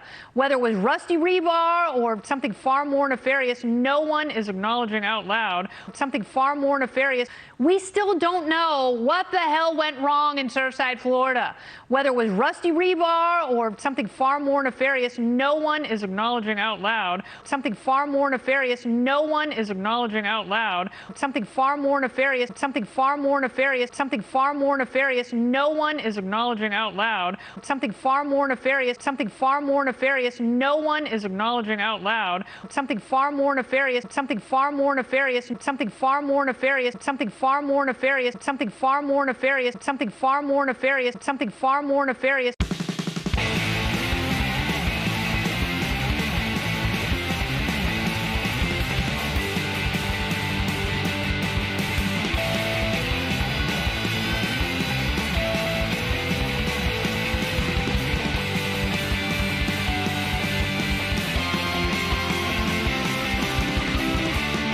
No matter which mouth you feed on a two-headed snake, it still shits the same turd. But lucky for you, you have Mox News. More than 10 years. More than 60,000 videos. Mox News has been filtering the nonsense and illuminating the bullshit from your mainstream media. Turn off your TV and turn on to Mox News. For over a decade, documenting the socio-political events that have etched and carved the pathways that define today's modern mess, Mox News has been providing clarity while faithfully bringing you today's relevant stories 100% commercial-free and subscription-free. And just like Lady Liberty vows to remain free. But at this time, we're asking you for your help, your patronage, and your support to keep the lights on and the videos rolling. For less than 17 cents per day, you can become a basic subscriber, knowing that your donation is truly making a difference that will help continue bringing the news stories that make a difference in your life. Turn on, tune in, and drop a couple dimes today by clicking the link below or visiting moxnews.com and show your support at any level. From a single one-time donation or dedicated monthly subscriber, do it now in less than 2 minutes. All donations are safe, securely processed, and verified using PayPal, Visa, MasterCard, American Express, or Discover Card. As always, we're sure you'll find something of interest each and every day. This holiday season, give the gift of Mox. moxnews.com.